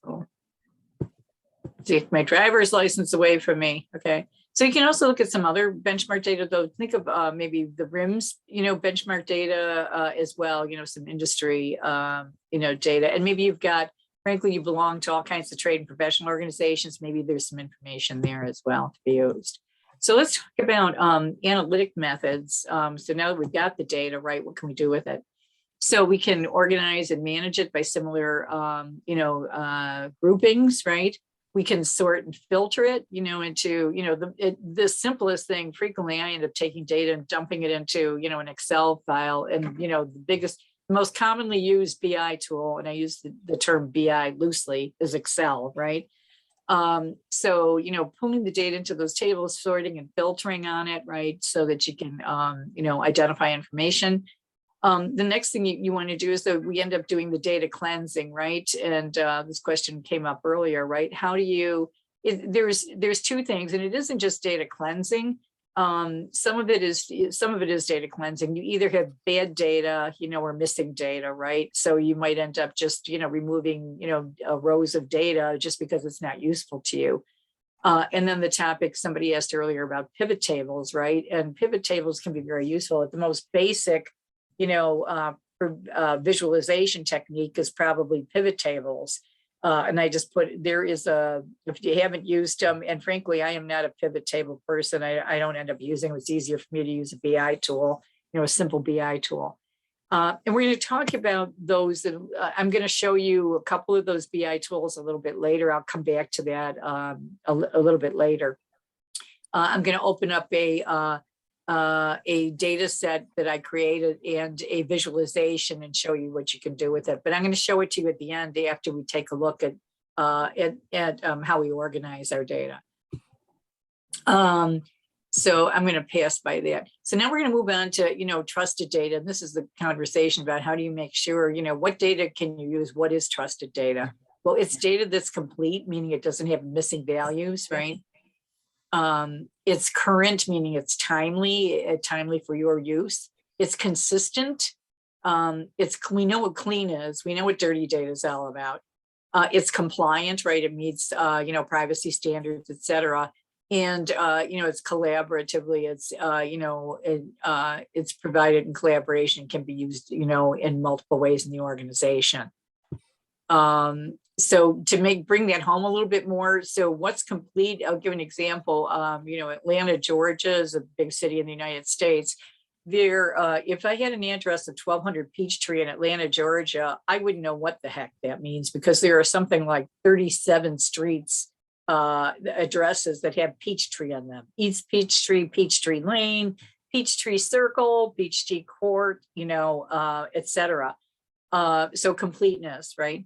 Currency means what was the date of the last update? You know, when was it? So are we using the most recent data, you know, that's available, or, and we should put in the context of relevancy, you know, is it relevant for the time period, you know, that I'm trying to look at?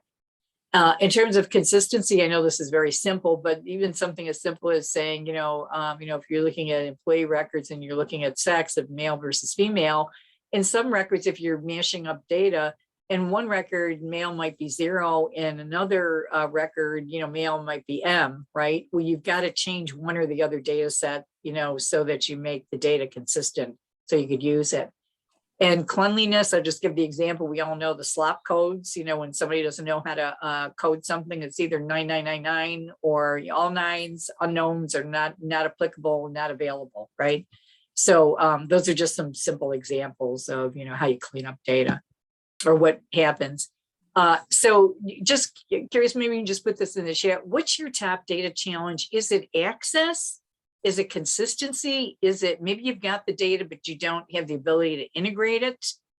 Is it data quality, or is it, you could have data, but maybe you don't truly understand the full definition of the data, where is it, what was its source and its derivation? So could you put that in the chat? You could share that, what your biggest challenges are. Access, Jacqueline says, okay. Understandability and quality from Alice. Yeah, access and understandability from Jason as well. Consistency and quality, man, yeah. Yeah, everybody, so access and comparison, okay. Jerome, quality, yeah. Everything, Jacqueline, okay, right. Yeah, so there are a host of things that go across the board, right? So let's take a look maybe at how we can, how we can address them, right? So as I said, data has a value, but it also has a cost to collect it, to document it, to manage it, to maintain it. And, it takes a village. So it's and generally what we're talking about is data governance. I mean, we can talk broadly about data strategy. Certainly you need a data strategy, but it's also about data governance. And data governance means it's about the people, the processes, the policies, and also the metrics for the oversight of your enterprise information. So generally there's an overarching data governance operating model, which says who does what, right? And general policies. Then there's data stewardship activities. And as I mentioned earlier, the data stewards are the people who, generally there's one or more people in each functional area. You know who it is. It's that go-to person that really knows the history of where the data came from, why the data changed in, 1980.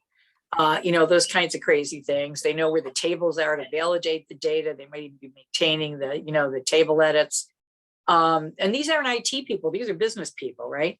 And then the other concept is your information lifecycle management, because you don't want to retain data, beyond a period in time. You probably have some kind of data, I'm drawing a blank on this, but essentially, a set data, it's not that late for me. Bottom line is, if you retain, your data can become a liability, is what I'm saying. If you retain data beyond its, its normal lifespan, you can be subjecting yourself for somebody to come in fact, on a lawsuit and go back and actually subpoena your data. Okay. So the net, and maybe you're not responsible for this, is probably something that your chief information officer is responsible for, your chief technology officer, or your chief data officer. I just mentioned it because it's a key risk. And as we've talked more and more about the pervasiveness and the volume of data in organizations, is just something to be aware of. So as I said, it does take a village, and it takes business people and it takes technical people for data governance. At the heart of this is somebody who is the data governance leader. It's, as I mentioned earlier, it's somebody that sets and champions those broad policies that I talked about. They ensure not only that the policies are defined, but they're executed. They approve exceptions, and they should be publishing overall scores on the data quality. You know, the data, some of the metrics that you're going to want to look at relative to your data. And as I said, on the business side, there's a the business analyst, you know, defines the data requirements. So upfront, when you're, you know, creating systems or, you know, in business processes, et cetera, the data, what data is needed, you know, within your systems, what's the data mapping, meaning, you know, your data needs to be mapped to a data model. We'll talk a little bit more about that. What's the relationship of one data field to another? There is business metadata, and what does that mean? Business data metadata means maybe what's the table it's validated against, what's the business definition for the data. So anyway, that's kind of what a business analyst does. The data steward, so think of them as being more functional, hands-on. The data steward kind of has longer term ownership of the data. They score the data assets, meaning, you know, is this how trusted is the data and the data quality? So if the business analyst defines the business metadata, the data steward certifies it and they maintain it. So so that's and the risk analyst, you know what, as a risk analyst, you might be playing one or both of these roles, or you might just be a liaison, you know, between the two of them. On the technical side, so like I said, you know, your data comes into your organization. It needs to be stored somewhere. It is stored in two places. It is stored in a physical, obviously it's stored in a database, but the relationship of the data elements to one another are mapped in two ways. They're mapped physically for storage in the database. That is the technical data model. It's also mapped logically from a business perspective, and that is the business data model. And these two roles play, the architect and the database analyst play the two key roles in doing that. So the database analyst is making sure that the database is tuned for performance, so that, you know, when you go to insert a record or you go do a query, the database performs and you can actually do that query or create that report. That was more than you probably ever wanted to know about data governance. But it, you know, they're important roles in understanding, you know, the business and the technical side of it's important. So I'm just curious, are any of you involved in data governance in your organizations? If you could put that in the chat, I'd like to know that.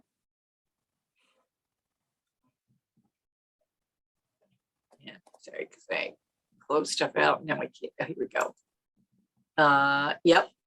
Roberta says yes. No. Okay. Yep. Okay. All right. Let's see. Yep. Okay. Kate, you guys have a new governance working committee. Great. Yeah. Yeah. Mm-hmm.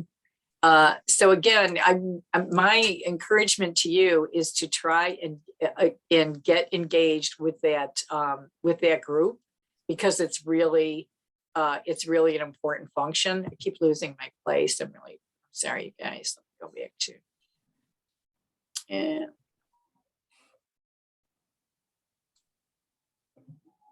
it's a really important function, and you know, when you want to have a voice in. So going to, and as I said, the whole point of it being that you really want to have a voice at the table, in particular as new. Maybe if you're replacing an existing application or system, or if you're adding new systems, you want to make sure that you have a voice at the table to understand what data is being added and think about how it impacts risk management.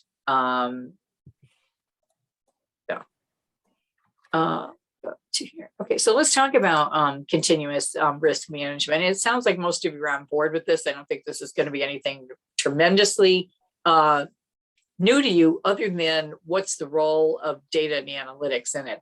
So continuous risk management is, as I said, it's not a point in time. It's continuously monitoring your environment for your, changes in your exposures.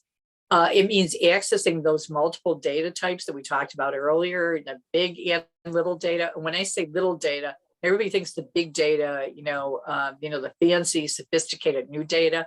Well, there's plenty of quote unquote old data, which we call the little data, that's in our transactional systems. It's been around forever, right? There's the structured and unstructured, which we talked about. And again, we talked about internal and external data, right? So you may want to be bringing in some of those external data sets for benchmarking purposes, for example. And then it's about the analytics, right? Leveraging the advanced analytics capabilities in your organization. And of course, that's all great. In the end of the day, it's all about providing visibility to take action, right? So it's about the visibility. And again, we'll talk about those dashboard capabilities a bit later.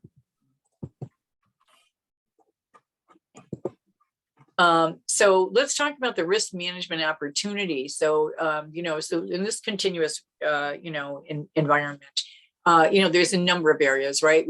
Fleet management is one. And I had some interesting, as I may have mentioned that I've run this program about 10 times, this particular course, about 10 times before so far. I had a gentleman from Canada on the last group that I did this with.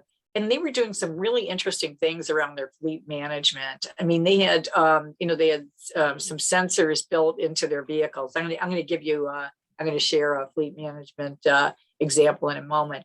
But they had sensors, they had cameras, they had videos, they were doing all kinds of things using their data. There's certainly asset management you're looking at from operational risks, maybe some network management, and certainly if you're there's all kinds of networks, right? It can be your systems networks. It can be if you're in a hospital. It can be other network management, right? Smart buildings, taking a look at that can be for environmental exposures, or taking a look at your power. We'll again talk about some workers' comp examples in a moment of some smart buildings and even smart equipment. Looking at maybe asset tracking and inventory management as part of your operational risk. Again, this could be for theft. It could be for maybe you're actually just looking at things for going out of compliance. Maybe you have drugs that are no longer effective or things that need to be replaced, right? Supply chain, boy, talk about a world impacted by, demand and a supply chain, right? It's insane. You probably read about the United States, not enough baby formula, right? 40% of the baby formula in the US was controlled by one supplier. How insane is that? Who would put that much? It's until something goes wrong, right? Probably nobody thought that was a risk until they had 40% of the supply chain for baby formula in the US in the hands of one supplier, one domestic supplier. So fraud detection, financial risk, maybe some of the workforce risk, and maybe using robotics and robotic process automation, to manage that. So here's a few, maybe bringing that home a bit more, a few case studies. So an Asian airline looking at fleet management. So it's not just about vehicles, right? Here's some couple of airline examples. An Asian airline had an application for process efficiencies and cost drivers. They're trying to improve the quality, reduce process time and costs, right?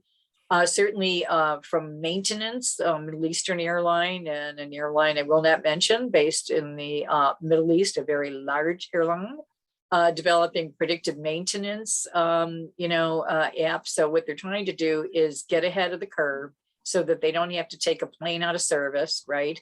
So they're doing it proactively so they don't have that issue changing the plane, changing the crew, disadvantaging or just inconveniencing the passengers, et cetera. Another example, a technology company using blockchain, right? They had a pilot tracking the movement of hard drives from the point of manufacturing to the point of sale. In addition, they had a unique identifier, a digital fingerprint, basically following the drive's lifetime. So they're recording maintenance events. They could tell what maybe the lifetime value, of the drive was. But in addition, it also provided a countermeasure for counterfeit electronics. So they could validate whether that was really, a bona fide, drive from that manufacturer. And then another one would be asset management here, where this manufacturer of industrial products using AI for product design. So in this case, this was for for power lines and communication lines. So it learned and adapted the design basically. But a side benefit again, because there's often side benefits when we're doing this predictive stuff, was they had reduced inventory, fewer product warranty claims, and even less product liability claims. So I really want to encourage you guys to think about risk management opportunities. Let me share. I'm going to share these two use cases with you. One of them is a telematics use case, and then I'm going to share the other one, which is a workers comp related ones. And then I'm going to come back and ask you guys to offer up some possibilities now that we've looked at these. So for telematics for fleet management, now this would be more for vehicles, right? Where it's optimizing routes, right? So for example, I'm sure you guys have this in New Zealand, food delivery, right? So we can call up, particular service that optimizes the routes for the delivery service, right? So that they're not wasting, fuel, and also, making sure that the deliveries get there on time. I'm showing you a truck here, but this could be, we have a service locally here. It also, not only does it optimize the route times, but, but it reduces the fuel costs, right? Because they're not wasting fuel. It improves the driver. In this instance, this could also be reducing, overall operational expenses, of course, because of the fuel, but also the driver time, right? And the number of deliveries. This could improve the driver safety, the fleet safety, and it can also, again, going back to the predictive maintenance we talked about on the planes, it can be predictive maintenance on the vehicles, right?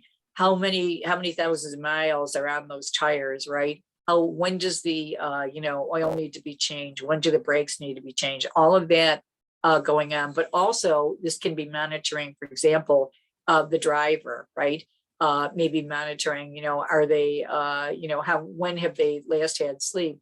I just came back from Italy. I was on vacation, and I've been in Europe before, and I know the drivers can't drive, the bus drivers can't drive more than X number of hours. And in fact, in some countries that I've been in, they actually have to put like a diskette or some kind of digital device in the vehicle.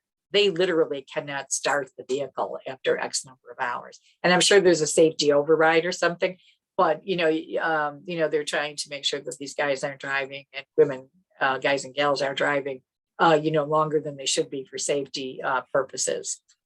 So maybe we can talk about some other examples of telematics and whether you're using telematics today. But let's look at the workplace safety. So some of the devices here are, activity trackers and alerts for stress warning. So you have people who are going into areas. So obviously robots might be first choice if you're going into areas where, you don't want workers to go in because there are, environmental exposures there, right? Gases or things, right? So people are either doing wearables such as smart shirts, right, that can detect maybe the biometrics in them. So is their blood pressure going up? Are they stressed? Smart hard hats, again, where they should not be going into no-go zones, or they could be going somewhere and that individual is, maybe man down, right? Somebody's actually had an accident or an injury. So there's activity trackers and there's alerts. And some of those trackers and alerts could be something as simple, a lot of people have, Apple Watches or some other kind of smartwatch reminding workers to take breaks, before an accident occurs, right? I have a chime on my phone to make me get up and, move once an hour so that I'm not, sitting at my my laptop all day. So those are just some examples of what, where is the technology being used maybe to reduce, injuries, right? Where is it being, for workers' comp? Where is it being, where can AI and advanced analytics be used, maybe for fleet management?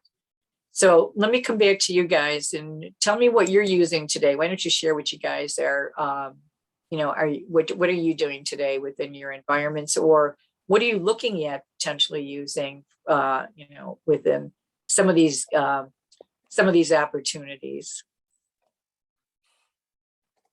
for risk management using AI? If you want to talk to us, that's fine. If you want to put it in the chat, put it in the chat, please. I feel like my mind is working overtime, Pat, and thinking through all the possibilities. All the possibilities. I know it's a lot to take in, right? What I'm hoping is that I'm stirring up some things. Is there anything that anybody's doing today in this area they want to share?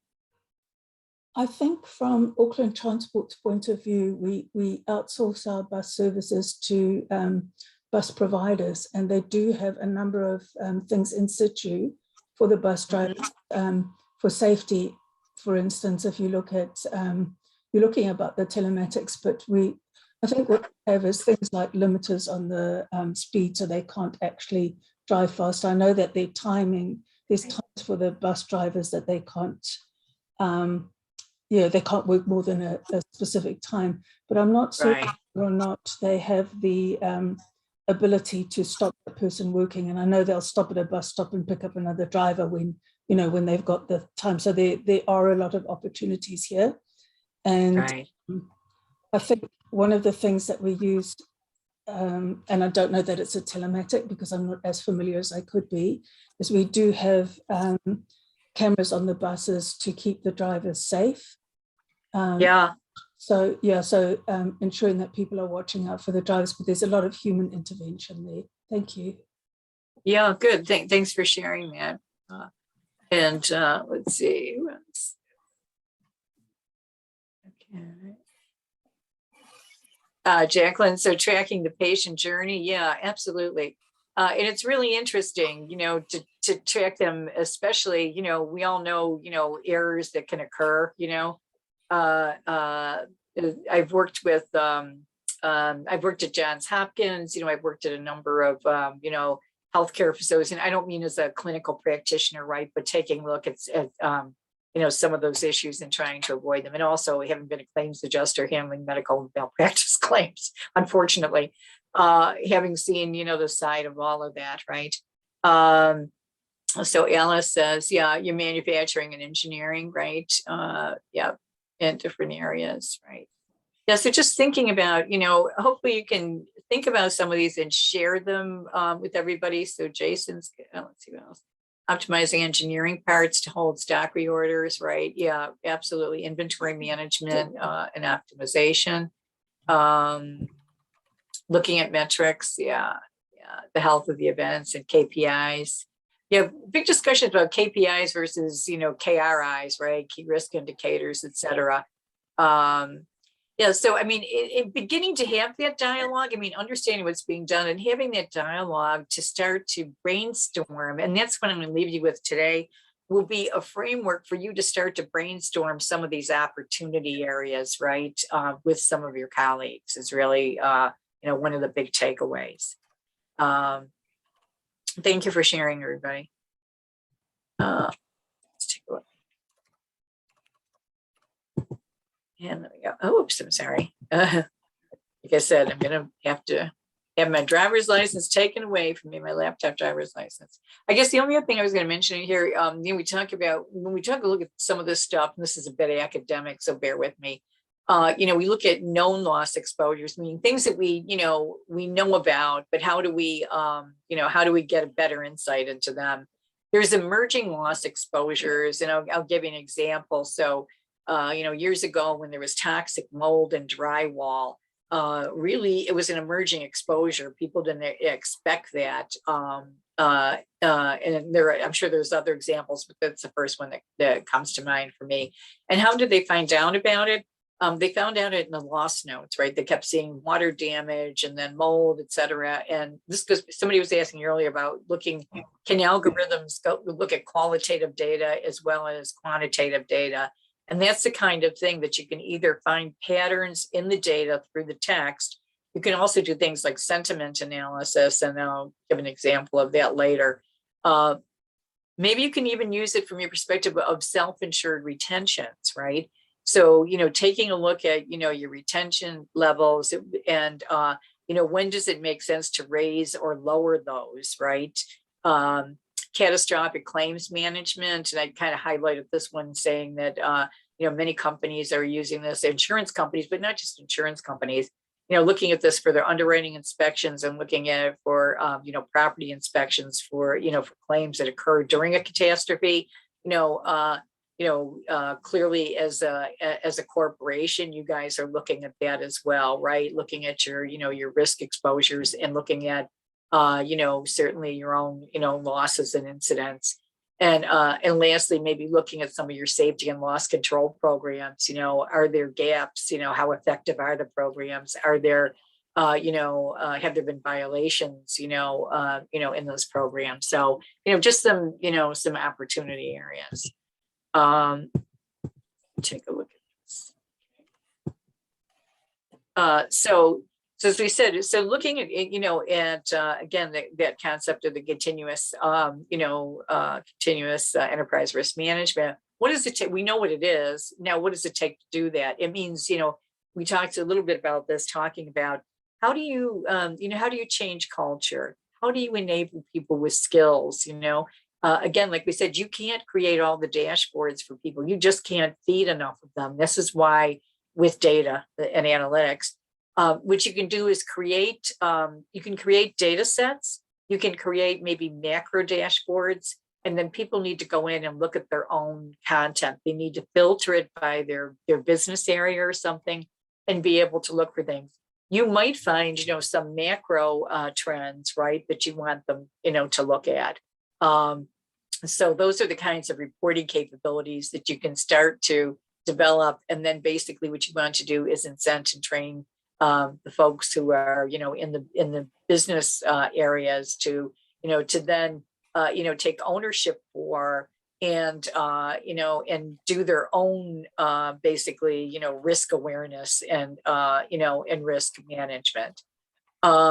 So in the process part, you can enable them with things like data governance, right? So that everybody understands their role in better data, maybe identifying new data.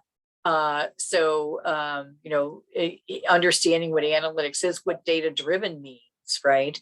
So creating that environment, if you will.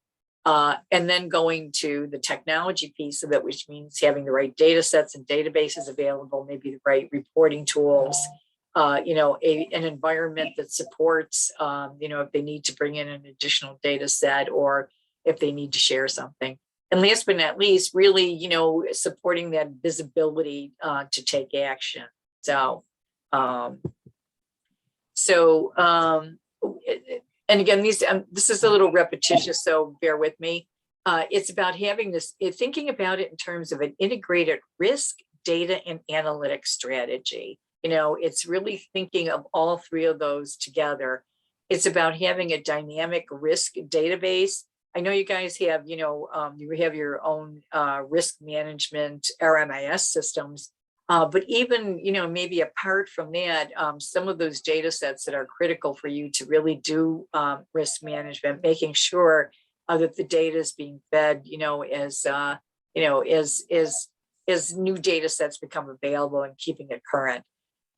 The analytic skill sets, whether it's for you or for your staff, or enabling, again, your risk community. And you won't be able to do everything internally. So maybe you'll need to augment, those capabilities with outside resources, with not just consultants, because I'm not just looking for a job for myself or for other consultants. But again, don't rule out the use of interns and students, right, potentially to help you.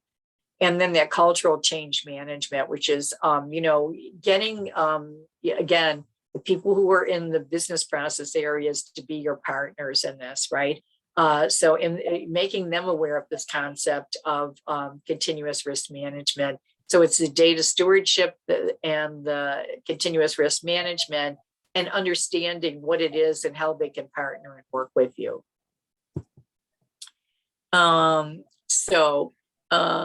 So I guess, what do now that you've seen all this, what do you have a ranking? What do you think is most important? Do you think it's having the strategy? Is it the database? Is it the culture, the people part, the culture and change management, or is it the skills? What do you think? And there's probably no right or wrong. I think it's all of it, right? But, okay, lean value stream mapping, Jacqueline says.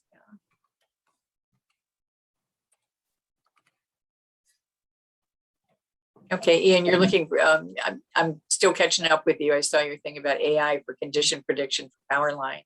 Very cool. Yep, predictive maintenance. Okay. Yeah, the dynamic risk database, Jason. Yeah, all of them, Jacqueline. Yeah, culture. Yeah. And some of it depends on where your organization is, right? Thinking about where you guys are. Okay. I think I probably ran over a little. Let me see where I am. Having a plan. Yep. Richard. Good. Let me take a look. See if this is a logical break point. Because I'm keeping you beyond a little time. Yeah. I think I just want to cover 2 more things and then we're going to go for a break. How's that? I'm keeping you a little late. So what I'd like you to think about this, which is think about this as a digital maturity level, if you will. These are all of the elements. When I talked about that integrated risk management and data strategy and your analytics strategy, you can think about these as, layers of a cake, right? Going across the top, it's about, so going from left to right on the top is how sophisticated are you, right? Are you level 1, which is you're kind of lagging, level 2 emerging, 3 evolving, and 4 is a leading edge, right? Just so you know, very few organizations are at level 4 across the board in all these areas, right? This is an evolution. It's something you figure out where you are, and then you think about how to take it to the next level in these areas. So first of all, having a digital strategy, meaning have you taken your, your systems and your data, have you moved them into that new, cloud, environment that we were talking about, right? So having those digital capabilities and digital strategy across the board. Some organizations are just getting started, so they're one-offs, it proves a concept, or maybe they're doing it on a departmental level, maybe on a divisional. Then they get to cross department or divisional, and ultimately get to enterprise. I think most organizations at this point have a pretty decent digital strategy. The flip side of it is the legacy strategy, meaning your old systems that are there.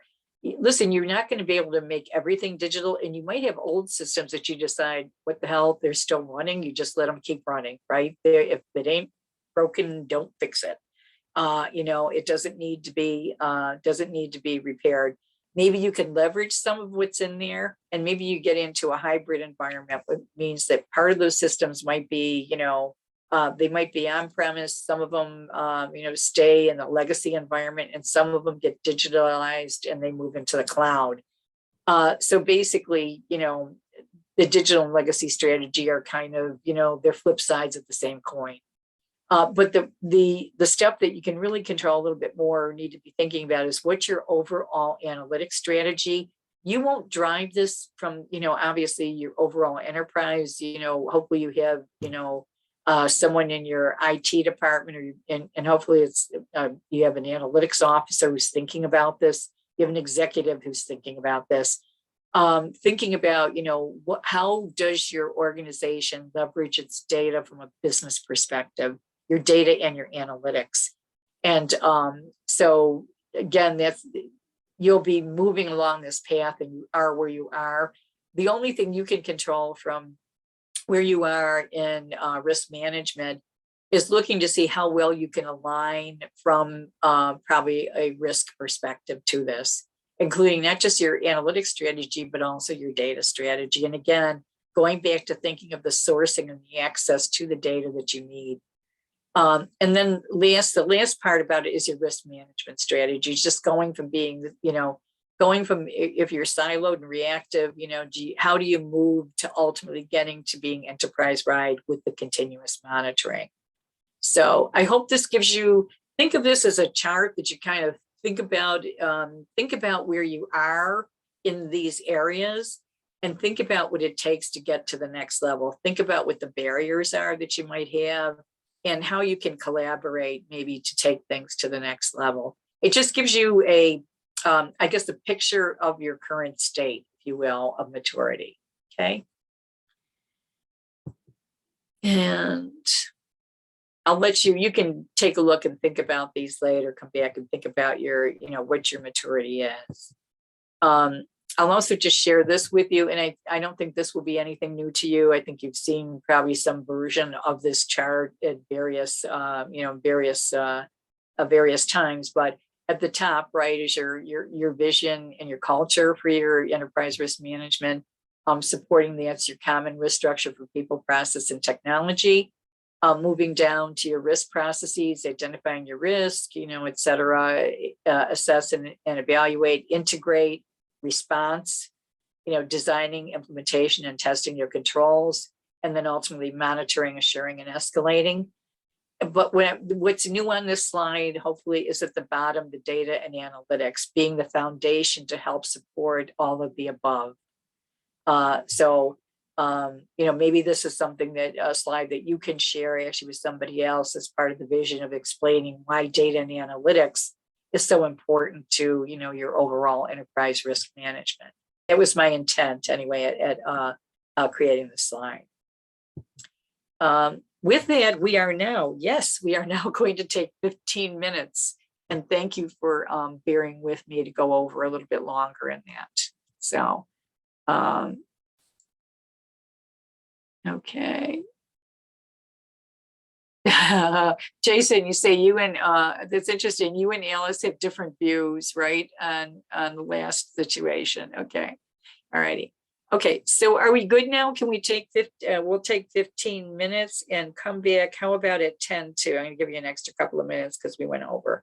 Why don't we come back at 10 to the hour? So.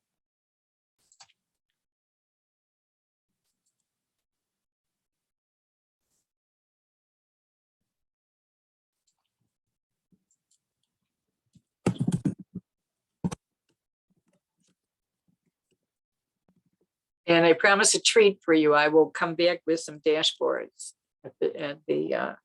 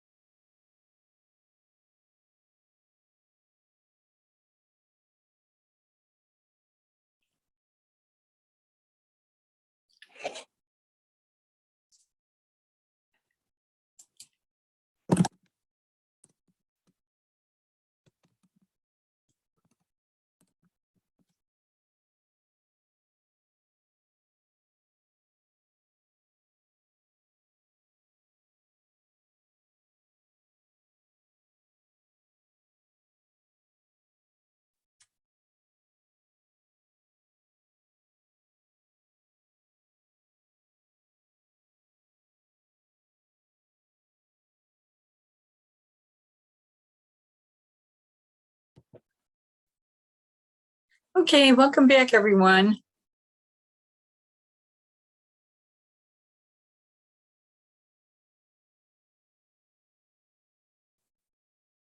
Make sure I go back into sharing mode.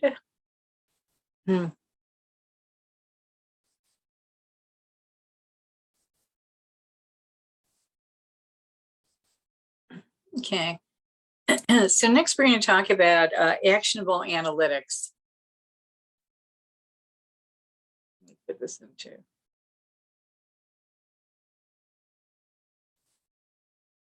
And what this is going to provide us with is a framework to better define our analytics and make sure that they are actionable. So when we're trying to define analytics, and I'm going to give you a framework for 4 different areas of risk management, and we're going to use the framework to look at how to better define KPIs and make sure that the business questions that we're asking are truly actionable, and also identify what data is needed, how we can validate that the data that we need to answer those business questions is available, and to kind of validate its its quality and awareness. So first of all, we're going to ask ourselves basically look at 5 areas. One of them are the business objectives. What are the key business objectives that we're trying to accomplish with asking an analytic question or defining analytics?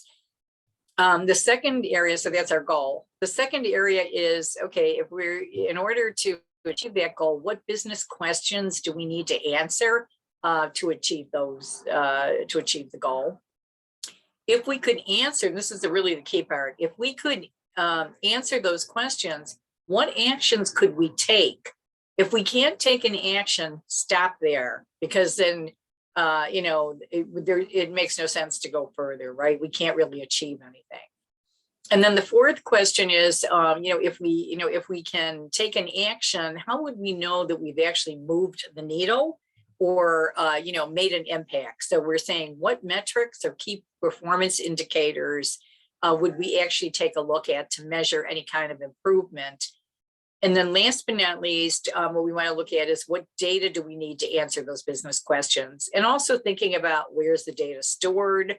Is it fit for purpose, right? Is it timely? Is it valid? Is it accessible, right?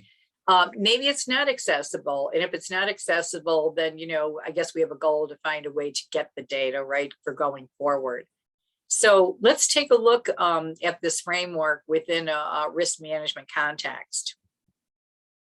And I'm going to go through, there's actually 4 objectives that I'm going to look at, and you could argue about whether these are the right 4 objectives, but they're at least a starting point, and they're very high level. So you could obviously, basically decompose these into some finer questions. But So if we're looking at risk assessment, you could argue that we're looking at, two primary business questions or analyses. One of them is, what are our current exposures? How are we monitoring them? And what's the loss history for them? And just like we're looking at our current exposures, we probably also want to take a look at what are our significant emerging exposures, and asking this, the same question more or less, you could take a look at, maybe what's our, if not the loss history, maybe incident history for them, and how can we monitor, measure, and manage them as well. So if we can answer those questions, what actions could we take? Well, we could build better visualizations to monitor our exposures, and when we could plan strategies or tactics to reduce those exposures, right? Those would be two, fundamental actions that we would want to take. And then how would we measure those? And I've made this extremely high level, so you could obviously break down the components here. But I said we would have an improved overall risk profile. What does that mean? Well, what are the metrics that make up, your risk profile? So I didn't define them here. We could certainly go through and do that. And then last but not least, what data would we look at? And certainly for part of this, right, we would certainly look at exposure data, but we would look at, certainly loss and loss history data for past losses. Obviously we could take a look at, whatever the metrics would be for our current exposures themselves. And then we could take a look at, at other metrics associated with that. So this is the framework that we could use. And what I'm going to encourage you is, I'm using this within the, this very traditional definition of risk management, right? 4 components of risk management. I would say that as you go to identify those risk opportunities that we started to talk about earlier, define that objective, what the opportunity might be, and then break that down into, sub-objectives, if you will, and go through this same process. So what I'm doing with you now is just taking you through this traditional way of using this, so that you can then use it to apply to specific opportunities going forward. Hopefully this makes sense to you guys. You can enter something in the chat. If you want to make a comment on this. Does this make sense? Hoping that it does.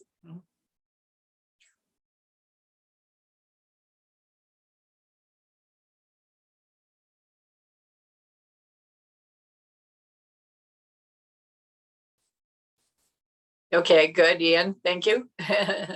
Okay, Megan, great. Okay. So let's take a look at this. So this is in your, this little framework is in your information. By the way, I know some of you have asked a little bit about the slides.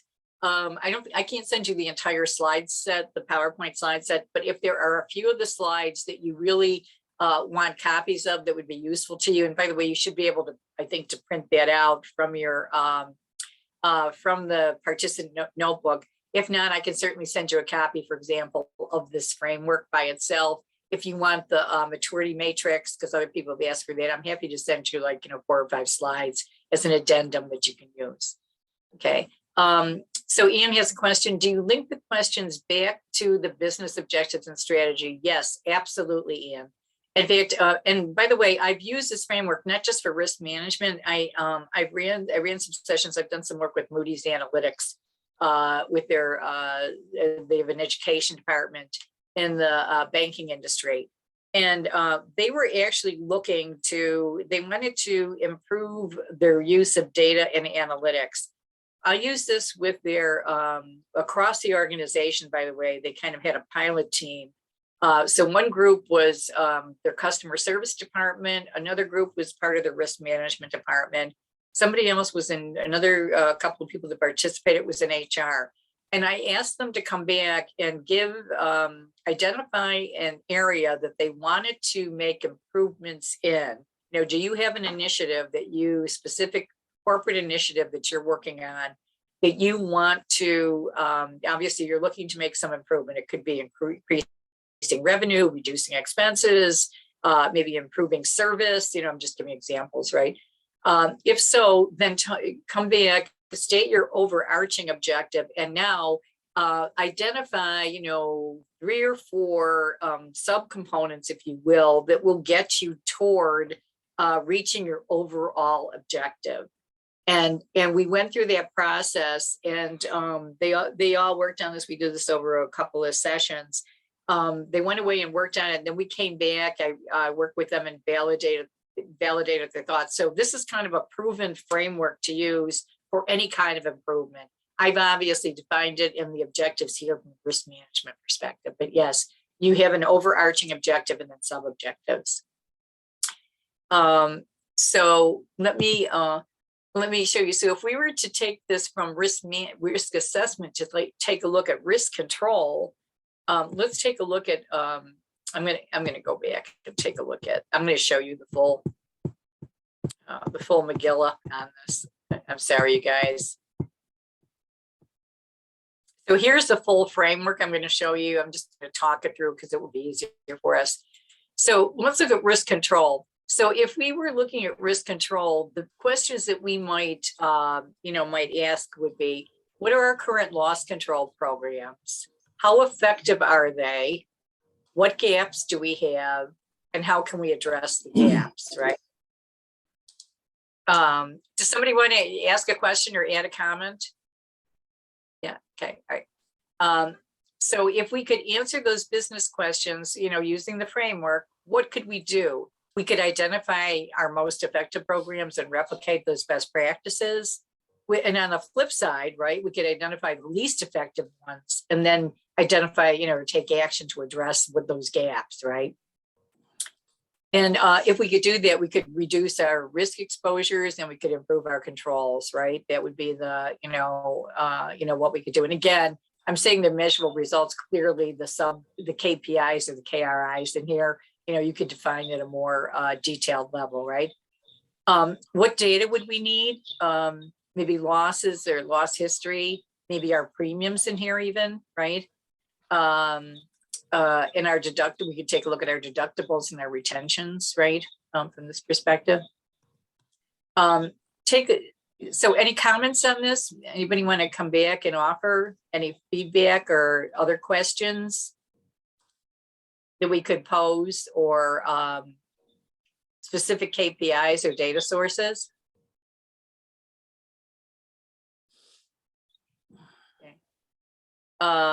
Okay, so similarly, if we did risk retention, what exposures do we currently retain? What are our losses by exposure?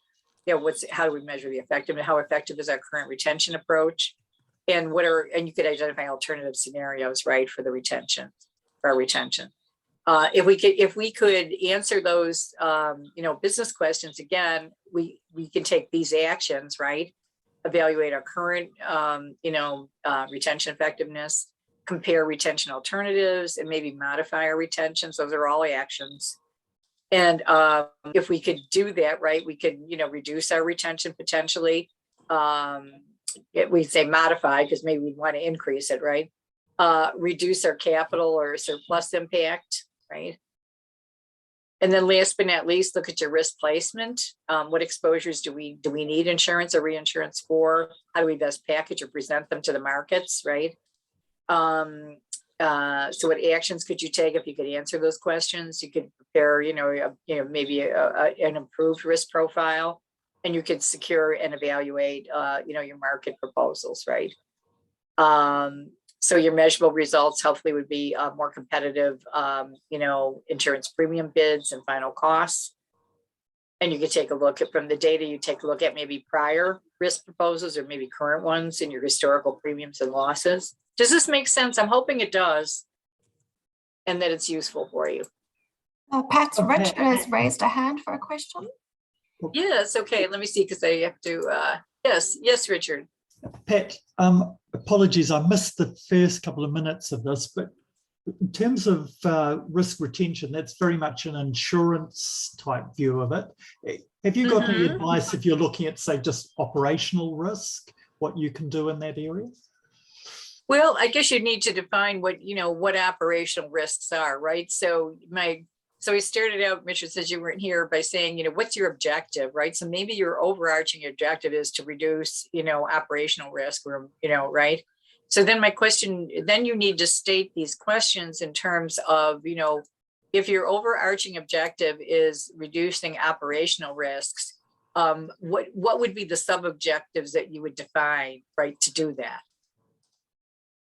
What steps would you take? What are the components to reduce the operational risk?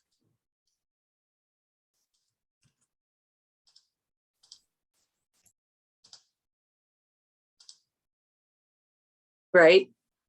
So maybe we can come back to it and take it, and if we need to take it offline or something. Richard, does it make sense? You kind of missed the foundational piece of what the framework's meant to do. Let me just go back. Oh, no, that's fine, Pat.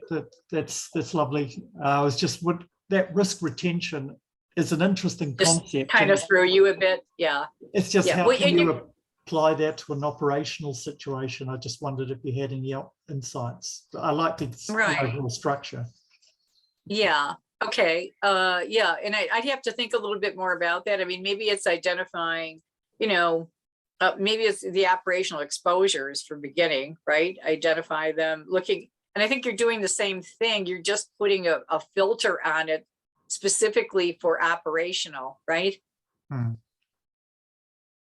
For operational risk. And maybe you just look at the first two for your operational risk, risk assessment and risk control. Yeah, no, that sounds good. It's just I've sort of thought about the idea of risk retention in an operational sense, but I've always found it a little bit problematic. So I just wondered if you had any insights. But no, that's great. All good. Thank you. Yeah. Okay. No worries. Okay. So let me just go back again, guys. I'm sorry. Like I said.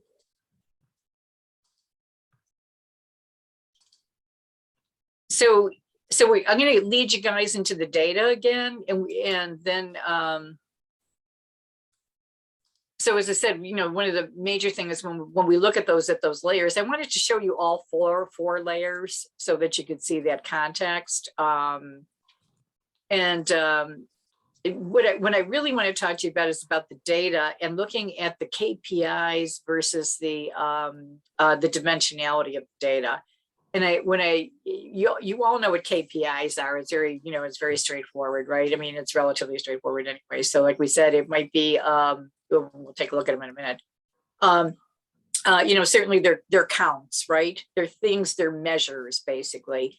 What the dimensionality is basically, it's the characteristics, if you will, or the traits of those measures. And I use this example of, Frida Kahlo, right? Just being playful here, saying the black and white picture of Frida Kahlo does no justice to the woman, right? Because she was such a colorful character. And it's the same thing about our data. Our data, our metrics without dimensions are very flat, right? It's all about the dimensionality. So for example, when we take a look at our core metrics here, and again, this is a bit insurancy, so forgive me, it's probably not as maybe more risk focused, but taking a look at the core metrics, certainly if you're insuring things, there's premiums, but if you look at the losses, your incurred, your paid, outstanding reserves, your expenses, your claim count, the loss ratio, the loss severity, the loss, frequency or whatever, just highlighting some of the claims related measures here. But if you look at them and without looking at the dimensionality, meaning the time dimension, are we looking at a specific accident year? Are you looking at a trend over years, year over year, perhaps? Maybe looking at your organization, and this looks like an insurance company, but think about your own company. Maybe it's a company, a region, a branch, might be an underwriter. Maybe it's a department or division. Looking at, the products within your organization, right? So if you're a hospital, you're probably looking at service lines, right? Are you looking at, inpatient versus outpatient? Are you looking at, whatever, emergency room? if you're looking at your risk area, maybe you're looking at, and Richard, I think this goes back to operational risk versus finance, finance risk or whatever, looking at the, when you're looking at your metrics, looking at your risk exposures or your risk classification, maybe there's a risk score. Your risk location might not be here. You might have another dimension here that's around geography, right? So, or it could be risk location. Again, this could be by, region or something. And then maybe you've got loss control that you're looking at as well, or you're looking at automated or a manual loss control method. So, and the reason why I'm driving to this is when we take a look at the dashboards in a moment, I want to show you how when your data is flooded to the dashboards, how you use your metrics versus your dimensions, okay? So if you were going to add a KPI, so let's just say this could be injuries, or this could be, let's assume that we're looking at now in these claims, if they were bodily injury claims, what other dimensions, would you want to add? We looked at some earlier, right? When we looked at the table earlier, right? We looked at some of those fatalities, right? We looked at, what else did we look at? So can somebody come up in the chat or just come on, just speak up. What other dimensions would you want to add? Let's assume that these are bodily injury. What kind of bodily injury dimensions would we add?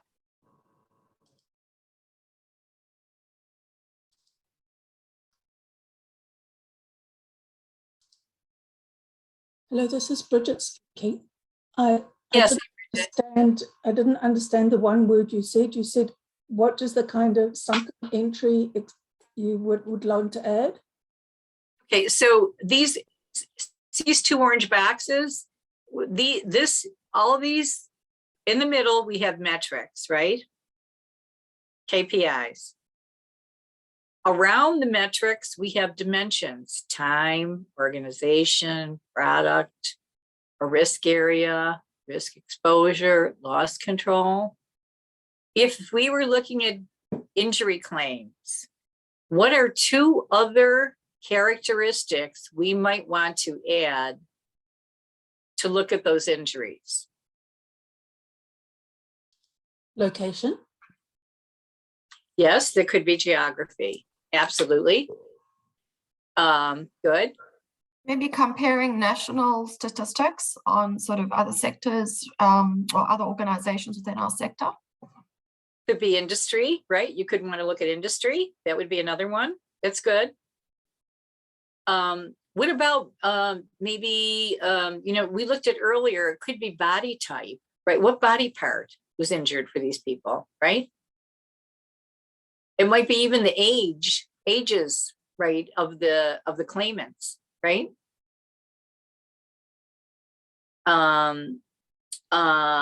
So those would be the kinds of dimensions, right? Because it's not enough to just see the metrics, right?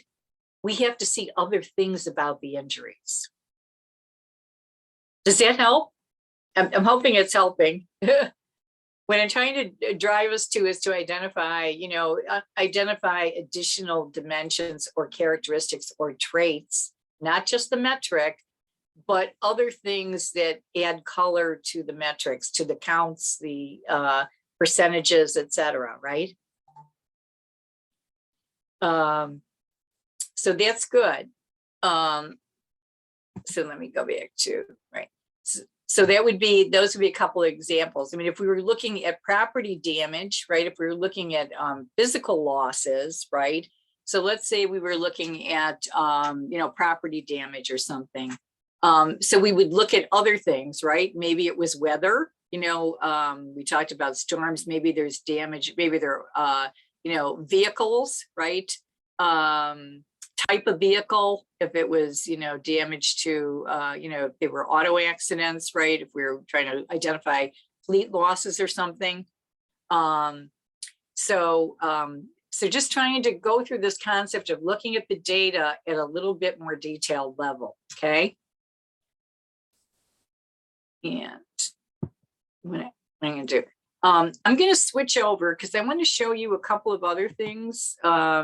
and then I'm going to show you the dashboard and why I took you to this, right? And then we're going to come back and take a look at, how do we get started in maybe identifying some of these additional opportunities, and and how do we start to get more sophisticated in them? Okay, let me bear with me because I'm going to go take a look at another dashboard. So earlier to this. No, that's not where I wanted to go.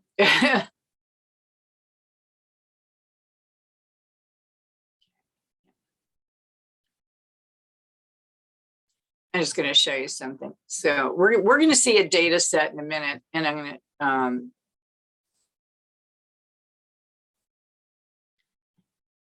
I pulled a data set, and I pulled in 2 data sets from the data that we looked at from the data.gov. So I pulled in a claims data set, right, that here's some workers' compensation injuries in the state of Oregon. And there were a number of, so here's some injuries that occurred here. So they showed us what was the nature of injury. There's a claim count, the year that it occurred.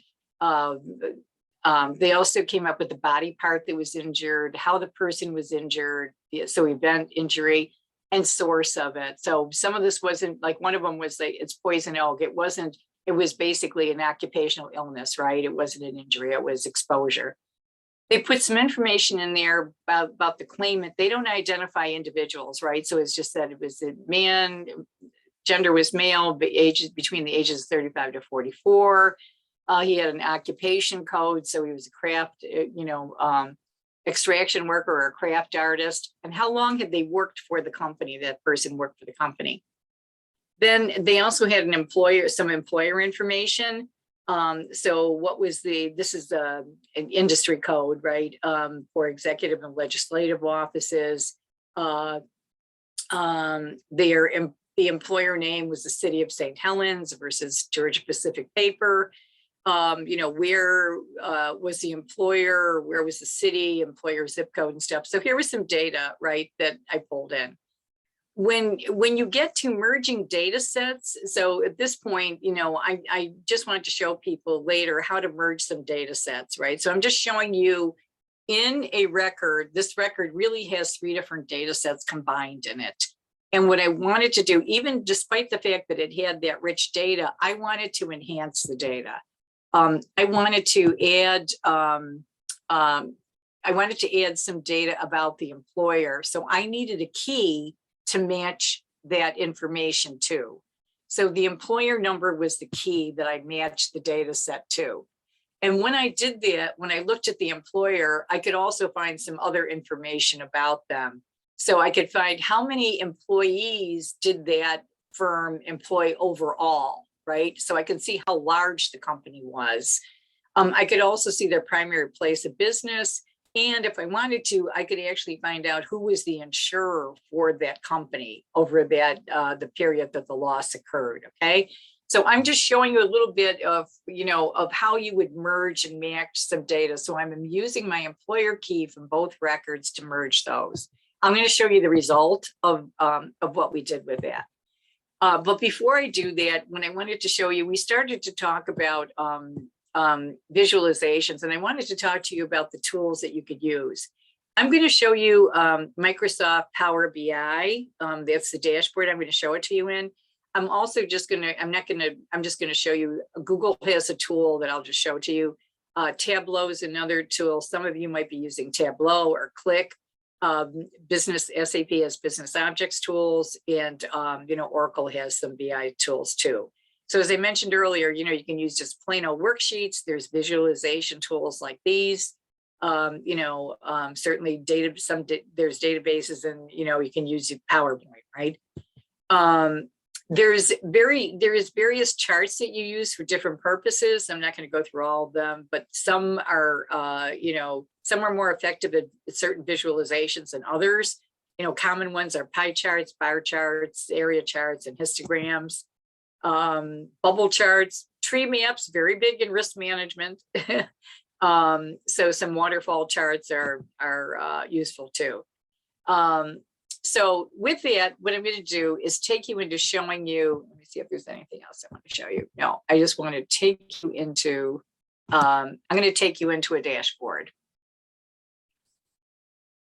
So let me show you, show you this. And I know this is probably a little bit hard to see. I don't know if I can make this a little bigger. I can. Okay, great.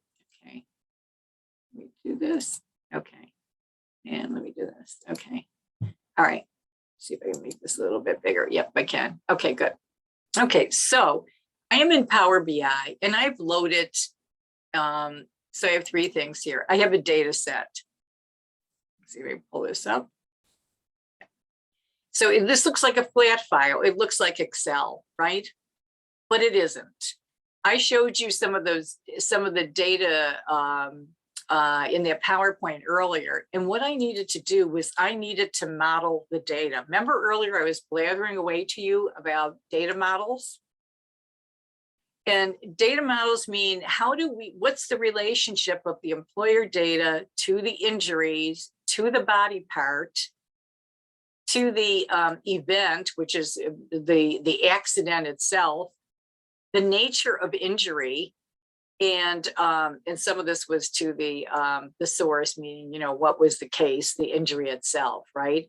So in order for me to make any of this data useful, it had to be modeled, okay? When I pulled that data together, I have all these fields to the right-hand side. So if I go into the employer data, here's all the data I have for the employer. Remember I showed you a little about the employer? How many employees did they employ? What was their industry code? What was their primary place of business?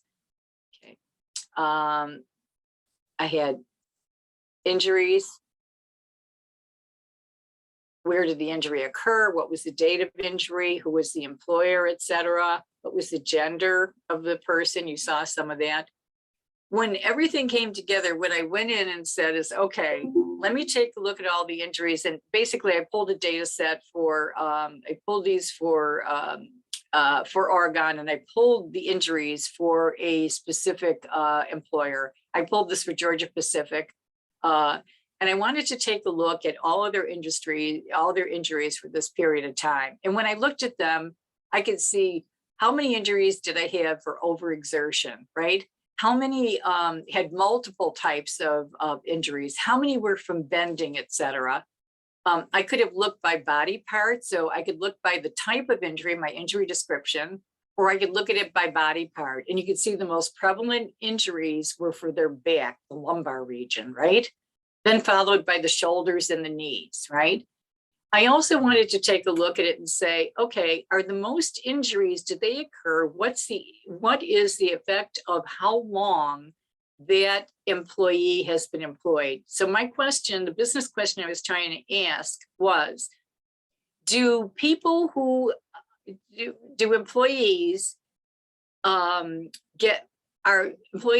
more employees injured when they are there for shorter periods of time, maybe because they haven't gone through enough safety training? Or are there more injuries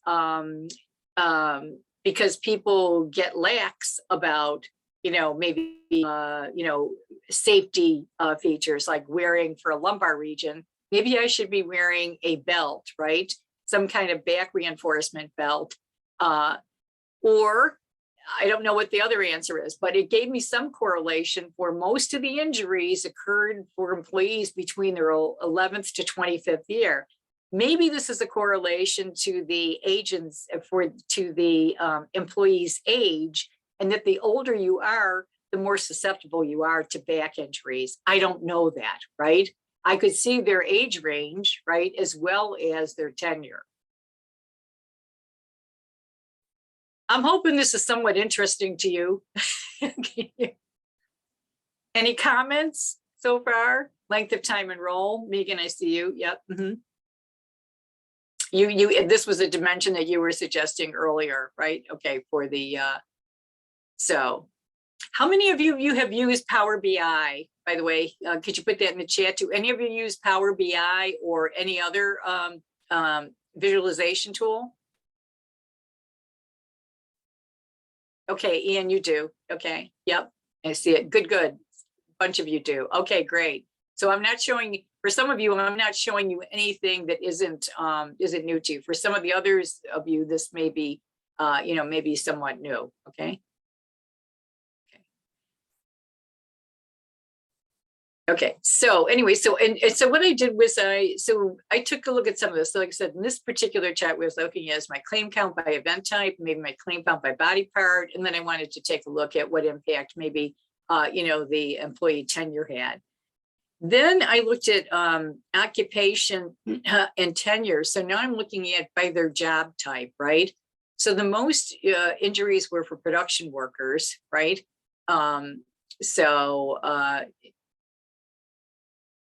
Certainly truck drivers were a key number, nursing aides, laborers, and freight were another. Then I'm looking at by the, tenure and age range. So I'm looking at both, right? 2 dimensions here. And I've got my table underneath because I'm always looking at, I want to look at my visualization and I want to look at my, my table, right? Then I created a sandbox, right? I just said, okay, here's a whole bunch of stuff here. I don't know what it means. I'm just going to throw them in one by one for just look at them on a one-off basis to just see if I wanted to play and create another dashboard, I could just copy any of these charts in and take a look at those. So here's my claim count by age range. So the most injuries, it looks like it's kind of neck and neck between the 45 to 54 or the 55 to 64, right? Looking at it by the body part, clearly lumbar region was the greatest. Georgia Pacific, like I didn't exclude the others, but this is primarily, these claims are mainly for Georgia Pacific. Claim count by source of injury, right? So bodily motion. Looked at it by the nature of injury, so primarily sprains, mostly sprains and strains. So these were really minor injuries overall. And then by event type, so primarily overexertion, right? I also looked at some hierarchies, so I wanted to look at these by the source again. Where did this occur? The claim count, you can see so again, I just pulled these out to look at them individually, right? Again, the overexertion, bodily reaction, and then the claim count by nature, traumatic injuries and disorders, right? So this is just to show you, for those of you who haven't used something beyond Excel and or pivot tables, the kind of visualizations you can use in a visualization tool. And for some of you who, let me just, I wanted to show you this too. For some of you who want to look at something, another tool, Google offers Data Studio. In which case you can create a dashboard, you can pull a data set into it, you can do some modeling if you want as well. I think I pulled this one. This is Oregon Workers' Comp. I don't think I did much with it. So this was the same data set that I just showed you.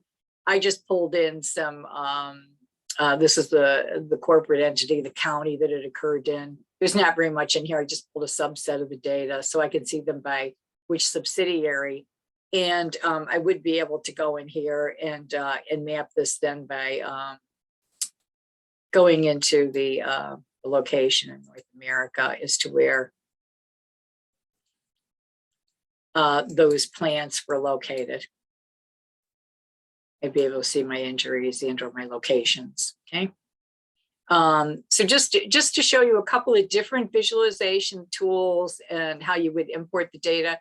Now I'm showing you standalone dashboards. If I were creating these for reuse in a corporate environment, I would actually have these saved on a corporate server, and then people would be able, I would give them access, and they would be able to drill down by their department or division with some kind of security on the data, okay?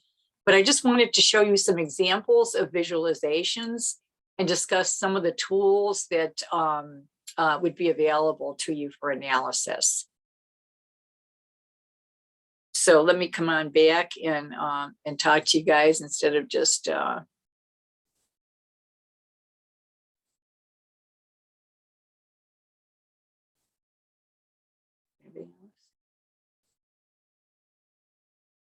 So Jason, you're asking for some ML tools. I won't go into into some examples of those ML demos for the AI and ML demos.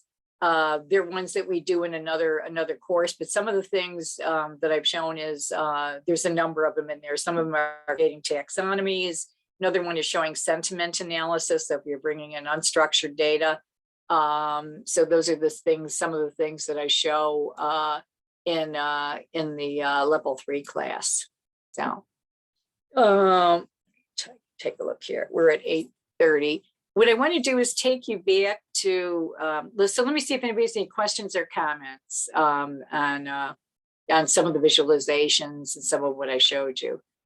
And as I said, let me just show you one more thing before we get off of here. So again, the reason why I wanted you to understand the visualizations is these, we have the counts, right? But when we start to look at this,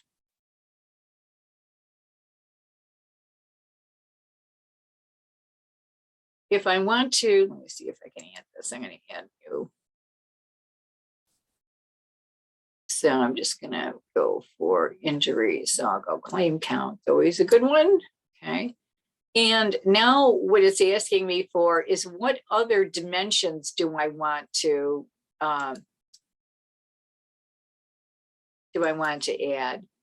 And what can I pull it up?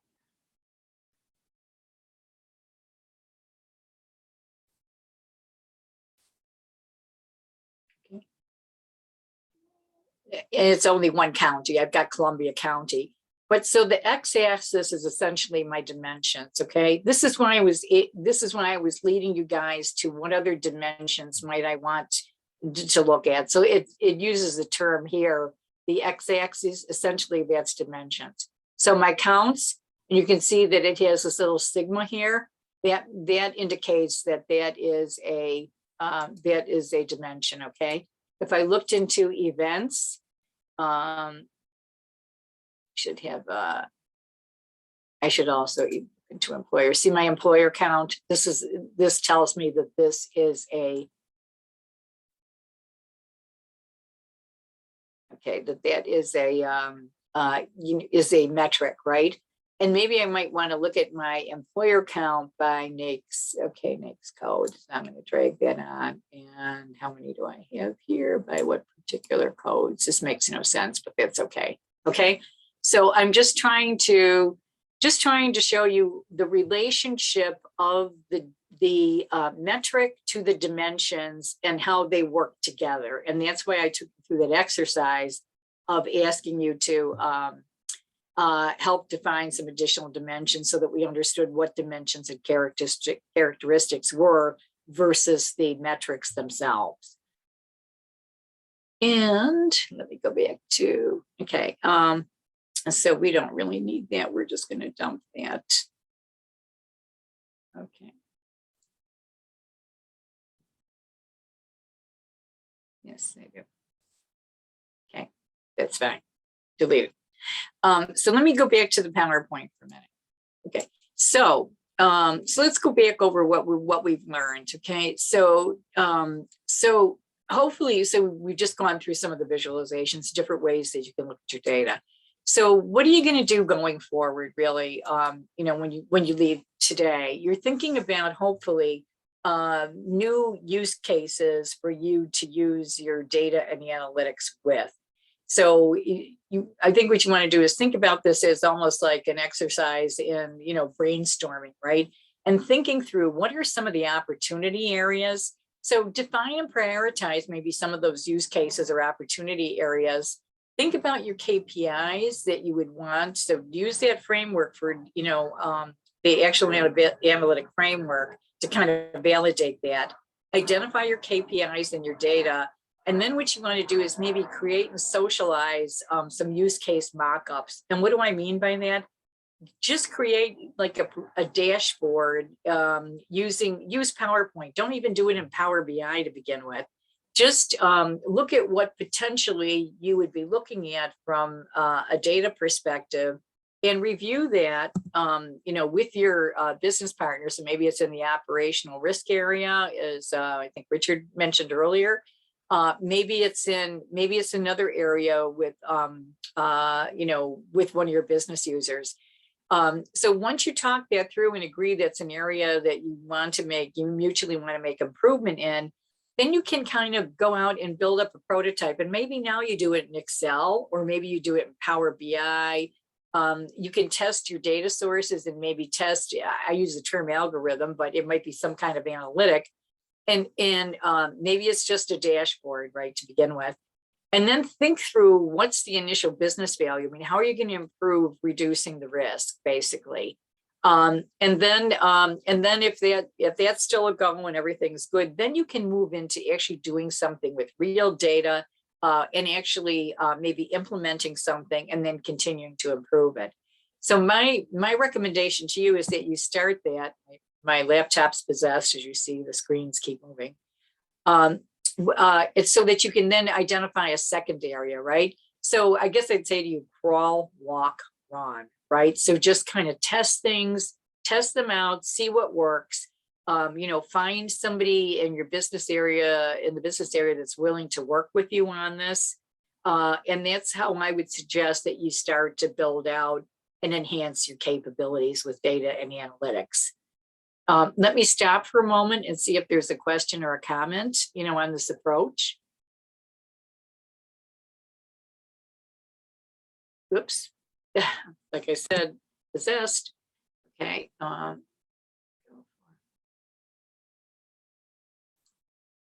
Either that, or I think I've worn you down. I didn't give you your third break. How are you guys doing?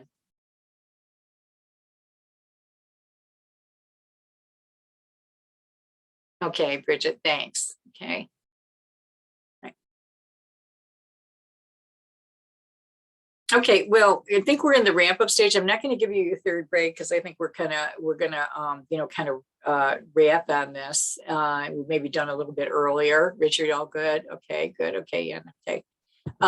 So what I want to leave you with is you know, so, you know, what's your takeaway from this, right? This is hopefully what I hope your takeaway was, you know, identify and prioritize your high value, you know, opportunity areas, you know, assess your current capabilities and gaps, partner, because you can't do this alone, right? You really need somebody in IT, you know, to work with you, you know, whether it's your CIO, your chief data or analytics officer, somebody that can help you with the data, right? What you don't want to be is in the data. You don't want to be in the game of constantly managing and creating that data. You really want to have something automated. My next thought is, you know, make sure you got that seat at the data table. And, you know, we know that data governance is key. You know, you can't do, like we said, you know, dirty data, dirty analytics, right? So, you know, make sure that, you know, you've got a seat at the table. You know what data is coming in. The data's clean, and you can get access to it. My next point is, you know, take that risk-centric data view. It's the data view, it's your analytics and your visualization. You know, I know you guys are always thinking with your risk hats on, but sharing that view and getting your business partners to have that view is really where you want to go. And then, you know, nothing happens without money, you know, either getting money to do things or showing the value of what you've done. So make sure that when you have those wins, communicate them. And I say wins, meaning, you know, when you've achieved something, and make sure that you communicate it and that you get funding to go do the things you want to do, whether it's hiring a consultant or grabbing an intern to help you, you know, with your data or create visualizations. And then just keep continuing to do the same, right? It's just a virtuous cycle. You just keep doing more and more of it. That's what I had to share with you. And I guess I'd like to ask you as a wrap up is, you know, identify one thing that you're going to take away today that you will use back at your desk. Jacqueline, you want to adopt me? Thank you. I'd love to come to New Zealand. So.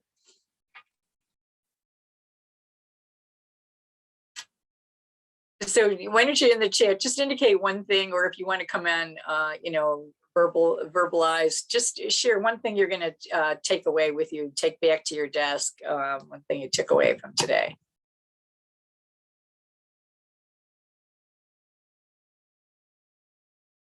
Are you guys still there? Nobody's there. Okay. All right. Government database is good. Create a plan. Yep, there you go. It's just started. Okay. All righty. All right. Okay, Roberta, you got Kaggle. All righty. Good, Jacqueline. You knew more than you thought you did. Okay, super. That's reinforcement too.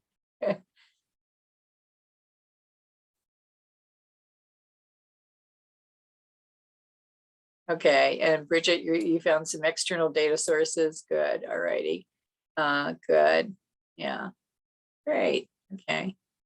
The actionable framework. Yeah, I love the actionable framework. It's deceptively simple, but extremely effective, right? Because like I said, it'll help you go through that thought process and just stop.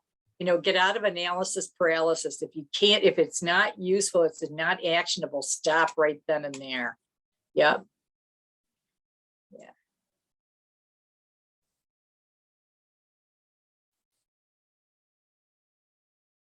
Good, good, good, good. Okay, great, good. Okay. Okay, everybody. Yeah. Yeah, good.